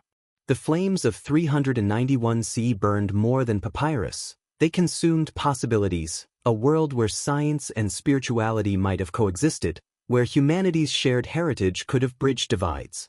Was this conspiracy a desperate act to protect faith, or a ruthless bid to control the soul of an empire? As the ashes settled, a new layer of mystery awaited. Join us as we explore the Arab conquest, where another flame, real or mythic, casts its shadow over Alexandria's fading light. In the smoldering silence that followed Alexandria's fall, where the ashes of 1,000 years of wisdom settled like a mournful requiem, a flicker of hope persists, a whisper that not all was lost. The great library, battered by Caesar's fires, Theophilus's mobs, and perhaps Omar's mythic decree, was a beacon too bright to be fully extinguished. Beneath the rubble, beyond the reach of flames, fragments of its soul may have survived, spirited away in secret by those who understood knowledge's sacred weight. Scrolls smuggled to distant cities, hidden in desert caves, or locked in guarded vaults. Did these remnants escape to preserve humanity's heritage, or to be controlled by new masters? As we tread these shadowed paths, the question burns like a hidden ember. Were these acts of salvation, or a deeper cover-up, ensuring ancient truths remained in the hands of a chosen few? The idea of surviving scrolls is no mere fantasy. It's rooted in the chaos of Alexandria's decline. As the Ptolemaic dynasty crumbled and Rome's grip tightened, scholars and scribes, sensing the library's vulnerability, may have acted to protect its treasures. By the 1st century BCE, after Caesar's fire, some texts likely found refuge in private homes or smaller libraries across Egypt. Strabo's account of the Mouseians' survival in 20 BC hints at scattered collections enduring beyond the main halls. When the Serapeum fell in 391 CE, pagan intellectuals, like those fleeing Theophilus's wrath, could have smuggled scrolls to safer havens, perhaps to Rhodes, Athens, or the rising intellectual hub of Constantinople, founded by Constantine in 330 CE as the New Rome. Constantinople, with its burgeoning libraries, became a plausible sanctuary. The Imperial Library, established under Constantine and expanded by later emperors like Julian the Apostate, absorbed Greek and Roman texts, including works of Aristotle, Plato, and Euclid that survived Alexandria's purges. Historians like John Julius Norwich suggest that Alexandrian scholars, fleeing Christian zeal, carried manuscripts eastward, where they were copied and preserved in Byzantine scriptoria. These texts, philosophical treatises, mathematical proofs, astronomical charts, later influenced the Renaissance, resurfacing in translations by scholars like Marsilio Ficino. But what of the more esoteric works? Gnostic Gospels, Egyptian alchemical papyri, or histories of lost civilizations, did they too find refuge, or were they deliberately excluded, kept hidden to avoid challenging Byzantine orthodoxy? Another path led to Baghdad, the heart of the Islamic Golden Age. By the 8th century, the Abbasid Caliphate's House of Wisdom became a beacon for scholars, translating Greek, Persian, and Indian texts into Arabic. Works of Galen, Ptolemy, and Archimedes survived through these efforts, suggesting Alexandrian scrolls reached Muslim hands. Al-Kindi and Al-Farabi, Islamic philosophers, reference texts on astronomy and medicine that echo lost Alexandrian works.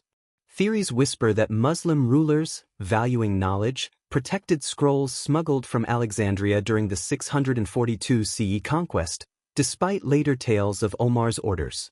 Yet only safe texts, those aligning with Islamic theology, were widely copied, raising questions. Were mystical or heretical works, like Gnostic fragments or alchemical formulas, hidden in private archives, their existence known only to a select few? Theories of a deeper cover-up point to the Vatican, a labyrinth of secrets where whispers of Alexandrian survivors persist. The Vatican Apostolic Archive, with its 90 kilometers of shelves, holds documents from the 8th century onward, including Byzantine and medieval manuscripts. Some speculate that scrolls smuggled to Constantinople were later transferred to Rome during the Crusades or the 1453 fall of Constantinople, when scholars fled to Italy with texts in tow. Renaissance humanists like Petrarch rediscovered Greek classics, suggesting access to hidden caches. Could the Vatican hold Gnostic texts, Egyptian star lore, or histories of pre-flood civilizations, locked away to prevent theological disruption? The archive's restricted access, only a handful of scholars admitted annually, with strict oversight, fuels suspicion that knowledge was preserved not to enlighten, but to control, ensuring dangerous truths remained under church dominion. Modern echoes in the Renaissance bolster these theories. The rediscovery of Plato, Aristotle, and Euclid in the 15th century sparked a scientific and cultural revival, but only fragments surfaced, carefully curated, perhaps, by ecclesiastical gatekeepers. Lost works like Sappho's poetry or Aristarchus's heliocentrism remained buried, their absence delaying progress. The Nag Hammadi discovery in 1945, revealing Gnostic texts hidden in Egyptian caves, suggests a precedent, scholars or priests concealing manuscripts to protect them from destruction. Were similar acts performed in Alexandria, scrolls spirited to desert monasteries or Byzantine vaults, awaiting a safer age? The question lingers. Was this smuggling an act of salvation, preserving humanity's heritage against flames and zeal? Or a cover-up, where power hoarded knowledge to dictate its release? The Church, Byzantine emperors, and early caliphs all had motives to control what survived. Texts that supported their narratives flourished, while those challenging orthodoxy vanished. The cost was a world deprived of pluralistic wisdom, where science and spirituality might have danced in harmony. As we sift through these hidden paths, the survivors remain elusive, their secrets locked in vaults or buried beneath sands. Ahead, we explore modern parallels, where libraries like Baghdad's House of Wisdom faced similar fates, revealing a timeless pattern of knowledge lost and controlled. Join us as we chase these echoes, seeking the truths that slipped through the flames. As the ghostly embers of Alexandria's lost library settle into the sands of time, their glow casts long shadows across the centuries, illuminating a chilling truth. The destruction of knowledge is not a relic of ancient wars, but a recurring act, woven into the fabric of power's endless dance. The great libraries fall, whether by Caesar's calculated blaze, Theophilus's zealous mobs, or Omar's mythic decree, was no isolated tragedy.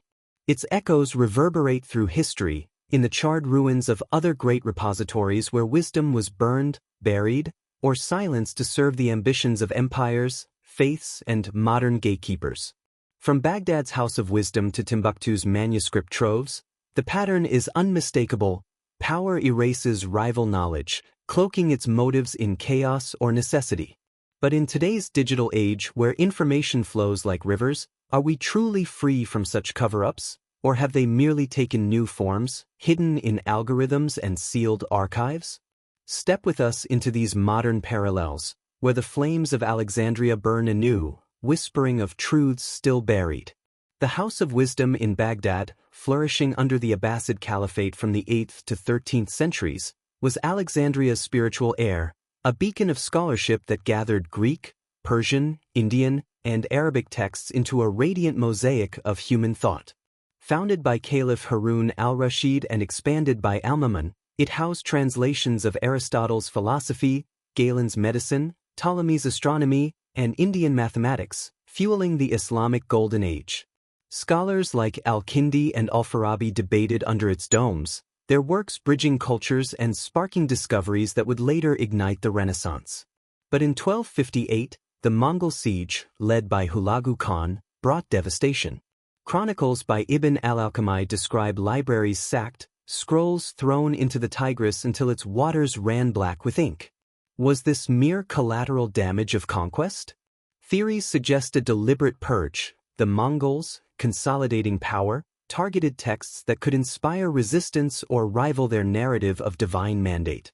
Christian and Persian accounts, preserved in fragments, hint at selective destruction. Philosophical and scientific works burned, while administrative records were spared, ensuring control over a subdued empire. Timbuktu, the Saharan city of learning, tells a similar tale.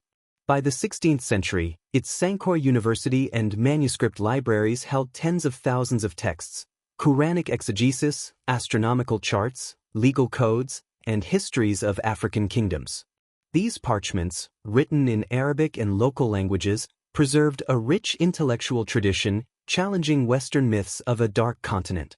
Yet, in 1591, Moroccan invaders under Ahmad al-Mansur looted Timbuktu, scattering manuscripts to private collections or destroying them to weaken local resistance.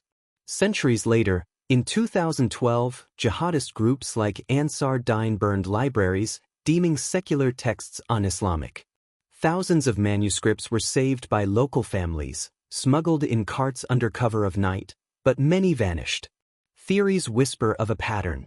Invaders, whether Moroccan or modern, targeted knowledge that empowered local identities, erasing cultural legacies to impose their own. These destructions mirror Alexandria's fate, a recurring cycle where power buries rival truths. The House of Wisdom's loss delayed scientific progress in the Islamic world, just as Alexandria's prolonged Europe's dark ages. Timbuktu's ravaged libraries obscured Africa's intellectual heritage, reinforcing colonial narratives of primitivism. But the cover-up doesn't end with physical flames. In the digital age, knowledge faces subtler erasures. Algorithms on platforms like Google Scholar prioritize mainstream journals, burying independent research on controversial topics, pre-Columbian contact, ancient technologies, in obscurity. Wikipedia's locked pages, controlled by select editors, label alternative histories as fringe, echoing the Church's branding of Gnostic texts as heresy. Digital archives, like those holding archaeological reports, restrict access under vague pretexts, preservation, sensitivity, mirroring the Vatican's guarded vaults. Theories of modern cover-ups abound. In 2003, during the Iraq War, the National Library of Baghdad was looted, with ancient manuscripts vanishing amid chaos. Some speculate Western agencies allowed the destruction to erase records of Mesopotamian contributions, reinforcing Eurocentric narratives. Similarly, digitized collections of Timbuktu's surviving texts remain partially inaccessible, controlled by Western institutions citing cataloging delays. These acts, like Alexandria's purges, suggest a timeless motive: control the narrative by controlling knowledge. When power decides what is preserved or erased, truth becomes a casualty, whether burned in ancient fires or buried in digital code. The cost is a world robbed of its full heritage, scientific advances delayed, cultural identities silenced, histories rewritten to serve the victors. Alexandria's echoes in Baghdad and Timbuktu remind us that knowledge is fragile, its survival dependent on those who wield the torch or the algorithm.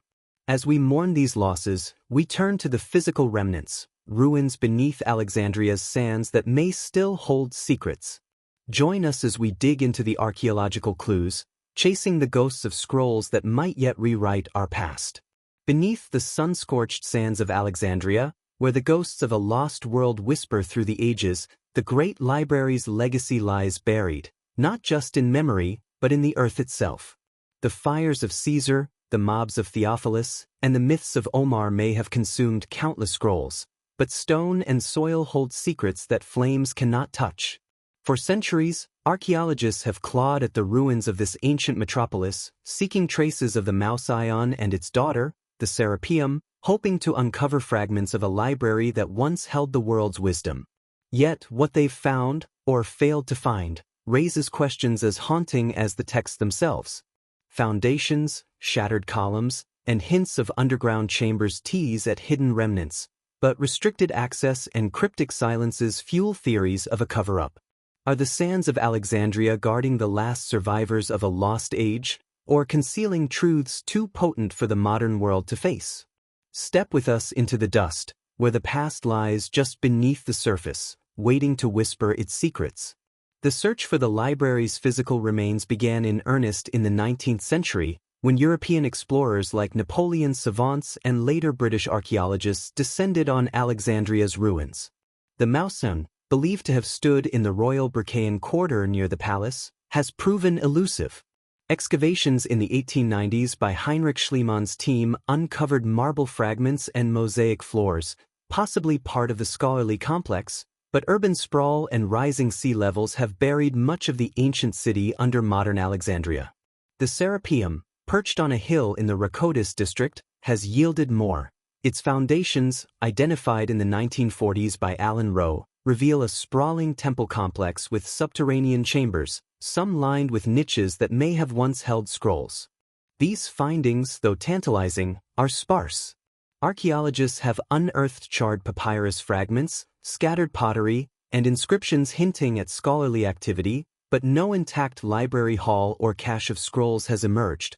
In 2004, a Polish-Egyptian team used ground-penetrating radar near the Bercaean, detecting anomalies suggestive of underground rooms, potentially storage vaults or scriptoria spared by ancient fires. Yet, excavations were halted by the Egyptian Supreme Council of Antiquities, citing preservation concerns and urban development pressures. The Serapeum's lower chambers, partially explored in the 1950s, showed signs of deliberate sealing, with blocked passages and collapsed tunnels. Were these sealed to protect treasures from looters, or to hide knowledge from prying eyes? Theories of hidden remnants gain traction in this silence. Some speculate that scholars, foreseeing the library's doom, concealed scrolls in underground chambers or smuggled them to desert monasteries, much like the Nag Hammadi texts. Egyptian papyri on alchemy, Gnostic Gospels, or astronomical charts by Aristarchus could lie beneath Alexandria's sands, preserved in sealed jars or stone niches. The restricted access fuels suspicion. Why, in an age of advanced technology, sonar, LiDAR, muon tomography, has no comprehensive survey been allowed? Independent researchers like Andrew Collins argue that the Egyptian government, wary of discoveries that could challenge historical or religious narratives, limits digs to maintain control over the past. A find like a heliocentric treatise or an Egyptian chronicle predating biblical accounts could upend established timelines, stirring debates too volatile for modern geopolitics. The Vatican's shadow looms large in these theories. Its apostolic archive, with 90 kilometers of shelves, is rumored to hold Alexandrian texts spirited away during the Byzantine era or Crusades. Renaissance scholars like Petrarch accessed Greek manuscripts that echoed lost library works, suggesting a hidden cache. Could the Vatican, guarding its theological monopoly, suppress scrolls that reveal a pluralistic ancient world, Gnostic visions, pre-Christian cosmologies, or histories of lost civilizations? The archive's stringent access rules, only a handful of researchers admitted annually, with no browsing allowed, deepen the mystery. Are they preserving fragile relics, or concealing truths that could reshape faith and history?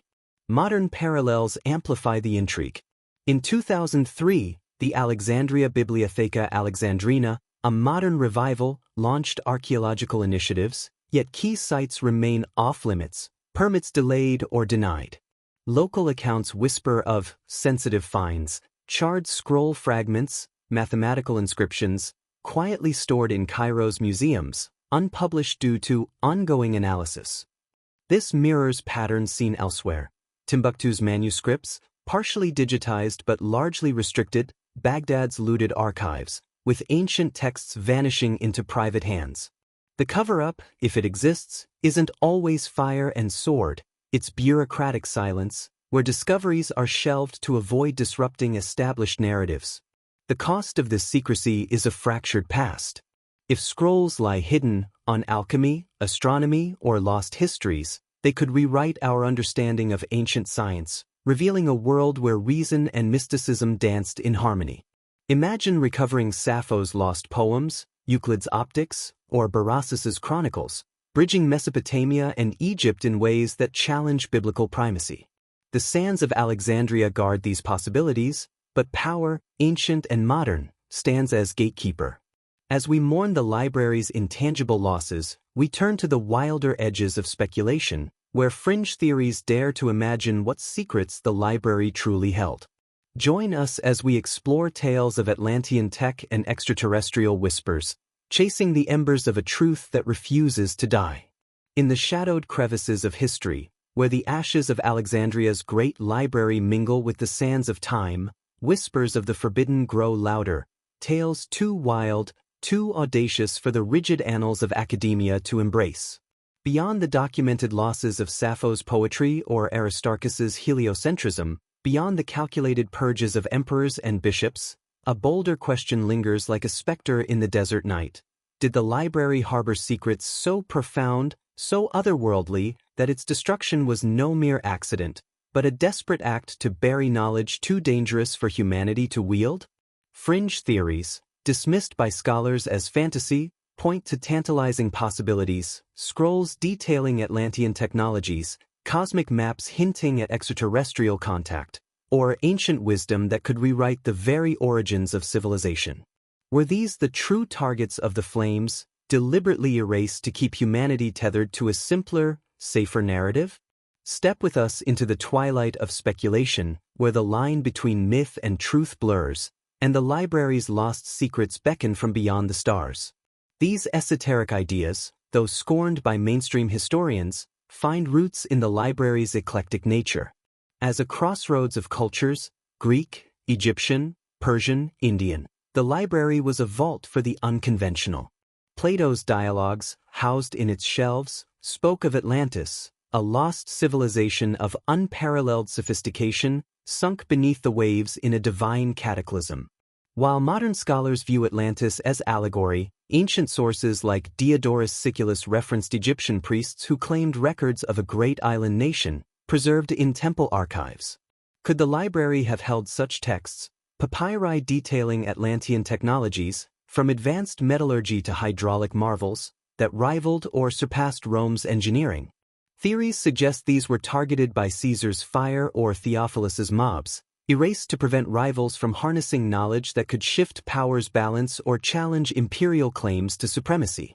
Even wilder are whispers of extraterrestrial knowledge.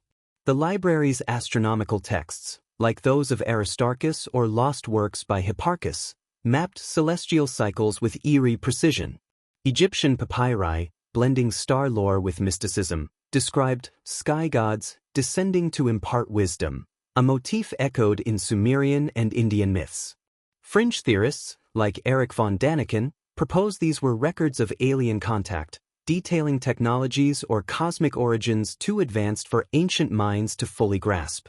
Scrolls on alchemy, promising to transmute metals or unlock immortality, might have encoded scientific principles, perhaps electromagnetic or chemical processes, learned from otherworldly visitors. Were these deliberately burned by Christian zealots, fearing they contradicted divine creation, or by Romans wary of technologies that could empower rebels? The case of Hypatia's lost commentaries fuels these speculations. Her works on conic sections and celestial mechanics, blending mathematics with Neoplatonic mysticism, may have hinted at cosmic truths, planetary orbits, or gravitational principles, centuries before Kepler. Fringe voices argue her murder in 415 was no mere mob frenzy, but a targeted strike to silence a scholar who bridged earthly and celestial knowledge, perhaps touching on secrets deemed too radical for a church consolidating its grip. Similarly, texts like Berossus's Babylonica, with its tales of antediluvian kings and fish-like beings teaching humanity, could suggest extraterrestrial influence, buried to align history with biblical narratives. These theories, though fantastical, draw strength from the library's role as a collector of the arcane.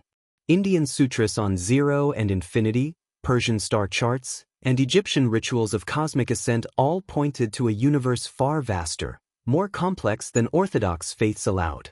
The destructions pattern, targeting Gnostic gospels, heliocentric models, and mystical papyri, suggests intent, a cover-up to hide advanced ancient knowledge, whether Atlantean or alien, that could destabilize empires or faiths. Why else would power, from Caesar to Theophilus, strike so precisely at the library's heart? The cost of this erasure, if true, is staggering. Atlantean tech could have birthed an early industrial age, Cosmic knowledge might have launched humanity to the stars centuries sooner. Instead, the Dark Ages descended, inquiry stifled by dogma. Modern parallels, like the restricted access to archaeological sites or suppressed texts in Vatican vaults, echo this pattern, knowledge withheld to preserve a controlled narrative. Yet, the fringe persists, fueled by finds like the Antikythera mechanism, a Greek device hinting at lost sophistication. Did Alexandria hold similar secrets, burned to keep humanity earthbound? These ideas, though dismissed as myth, challenge us to question, what if the library's true loss was not just poetry or science, but a map to our origins, terrestrial or beyond? As we ponder these possibilities, we turn to the broader cost, how the library's fall shaped our world. Join us as we mourn the futures lost in Alexandria's ashes, and ask what truths remain buried, waiting to be reclaimed. In the silent aftermath of Alexandria's fall, where the ashes of countless scrolls drifted like mournful snowflakes across the Nile's shores, humanity stood at a crossroads it could not see.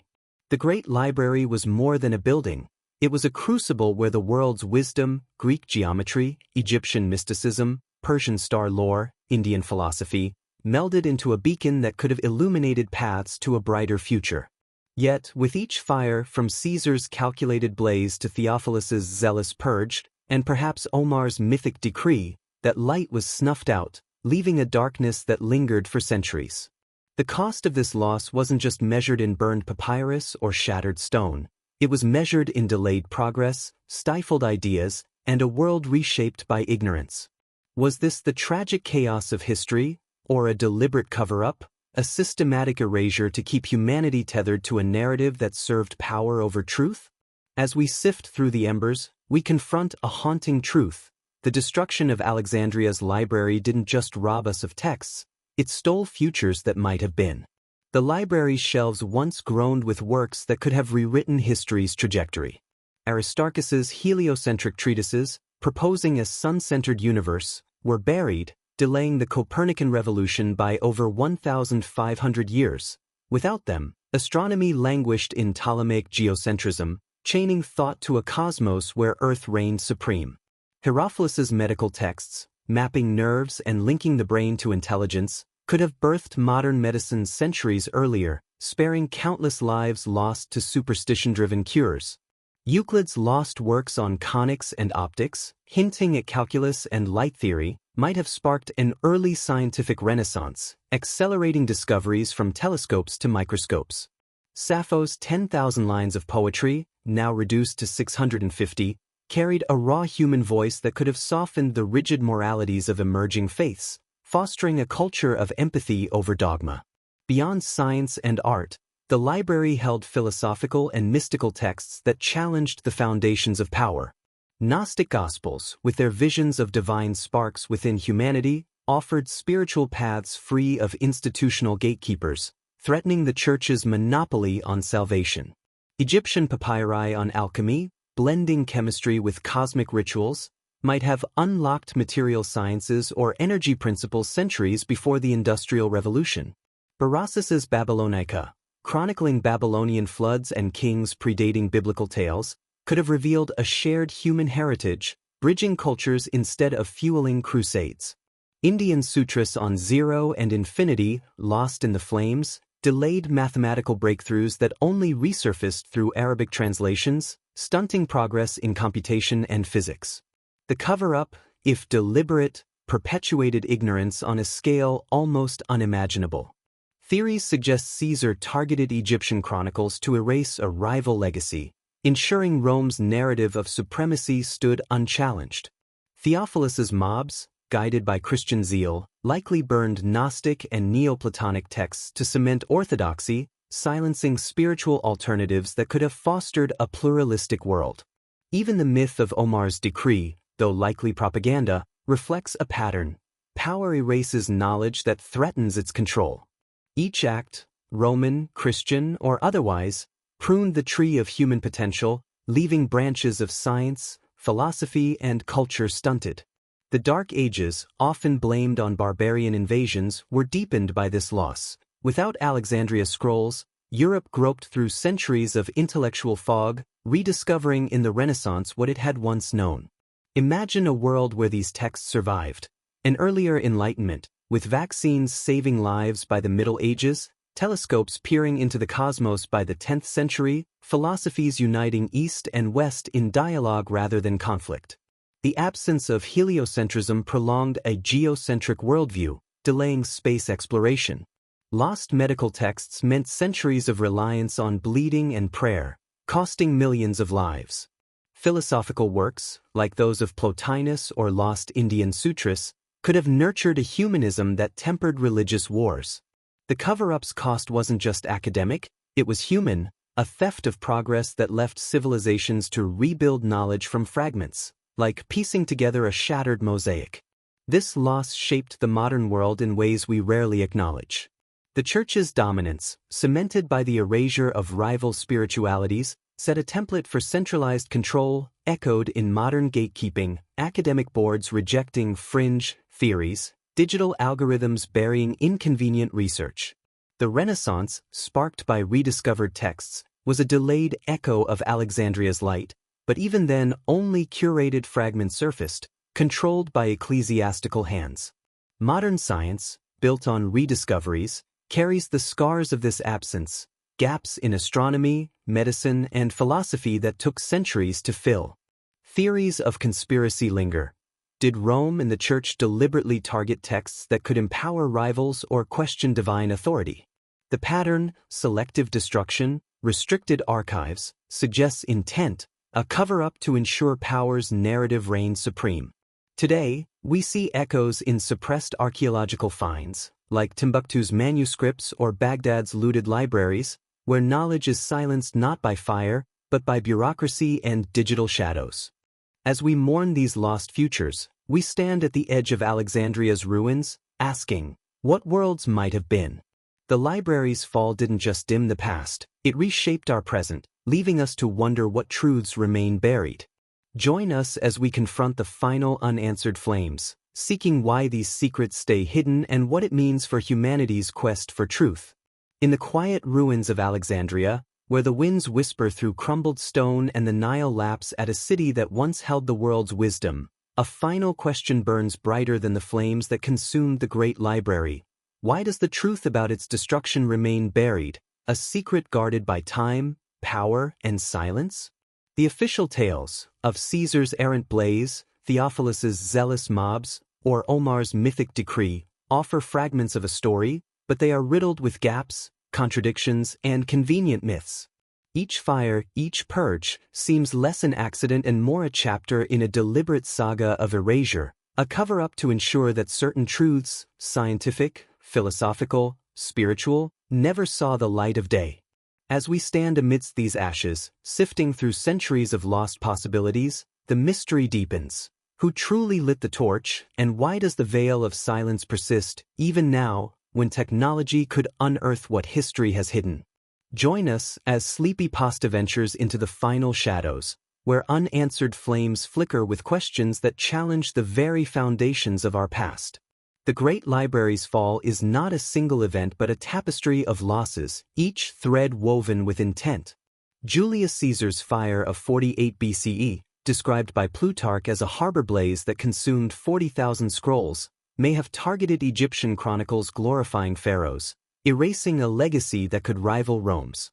Theophilus's destruction of the Serapeum in 391 CE, backed by Theodosius's anti-pagan edicts, obliterated Gnostic Gospels and heliocentric treatises, ensuring Christian orthodoxy's dominance. Omar's alleged order in 642 CE, though likely a later fabrication, served as propaganda to shift blame from earlier culprits. These accounts, from Roman historians to Christian chroniclers to Arabic scholars, clash in their details, yet share a common purpose: to obscure the deliberate targeting of knowledge that threatened power, whether imperial, religious, or cultural. Why does this truth remain buried? The answer lies in the enduring motives of those who write history. Empires, from Rome to Byzantium, needed singular narratives to legitimize their rule. Texts on republicanism or lost civilizations were threats to be buried. The Church, consolidating in the 4th century, demanded a monopoly on spiritual truth, Gnostic writings and pagan philosophies, offering alternative paths to divinity, were heresies to be burned. Even the Abbasid Caliphate, preserving Greek science, may have curated only what aligned with Islamic doctrine, sidelining esoteric or contradictory works. This pattern, erasing rival truths to control the narrative, echoes across time, from the looting of Baghdad's House of Wisdom to the restricted manuscripts of Timbuktu. Modern silences deepen the mystery. Archaeological digs in Alexandria's Berkane and Rakotis quarters have uncovered foundations and sealed chambers, yet excavations stall under bureaucratic pretexts, preservation, urban development, or sensitivity. Ground-penetrating radar in 2004 hinted at underground vaults, but permits were denied by Egypt's Supreme Council of Antiquities. Why block exploration when technologies like LiDAR could reveal hidden caches? Theories suggest modern powers, governments, religious institutions, fear discoveries that could upend established histories. A heliocentric scroll predating Copernicus, an Egyptian chronicle challenging biblical timelines, or alchemical texts hinting at lost technologies. The Vatican Apostolic Archive, with its 90 kilometers of shelves, remains a fortress of secrets, granting access to only a select few.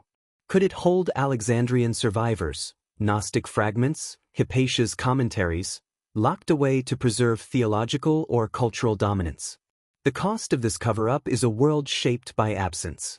Without Aristarchus's heliocentrism, astronomy stagnated for centuries. Without Herophilus' anatomy, medicine regressed into superstition. Sappho's lost poetry could have fostered a culture of empathy.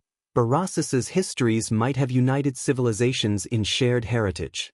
The Dark Ages, prolonged by these losses, were not just a time of barbarian invasions but of intellectual voids where inquiry bowed to dogma. Today's world, built on rediscovered fragments, carries these scars: science delayed, philosophies narrowed, spiritualities silenced. Digital algorithms, suppressing fringe research and academic gatekeeping, rejecting bold hypotheses, mirror ancient purges, ensuring only approved truths reach the light. Yet, the flames have not silenced curiosity. The Nag Hammadi find, unearthing Gnostic texts, proves that knowledge can survive, hidden in caves or vaults, awaiting rediscovery. What if Alexandria's sands hold similar treasures, scrolls smuggled by desperate scholars, sealed in jars against the fires? The lingering mystery is a call to question. Who decides what history we know? Why do archives remain locked, digs halted, truths buried? The library's fall teaches us that history is not a fixed monument, but a river shaped by those who control its flow: emperors, bishops, or modern gatekeepers. As we stand at the edge of Alexandria's ruins, the unanswered flames whisper a challenge: to seek the truths that power has buried, to demand transparency where silence reigns. The library's legacy is not just loss, but a reminder that knowledge is fragile, its survival dependent on those brave enough to ask what lies beyond the official story. If these tales of hidden histories stir your soul, subscribe to Sleepy Pasta, share this journey, and join us in chasing the embers of forgotten truths.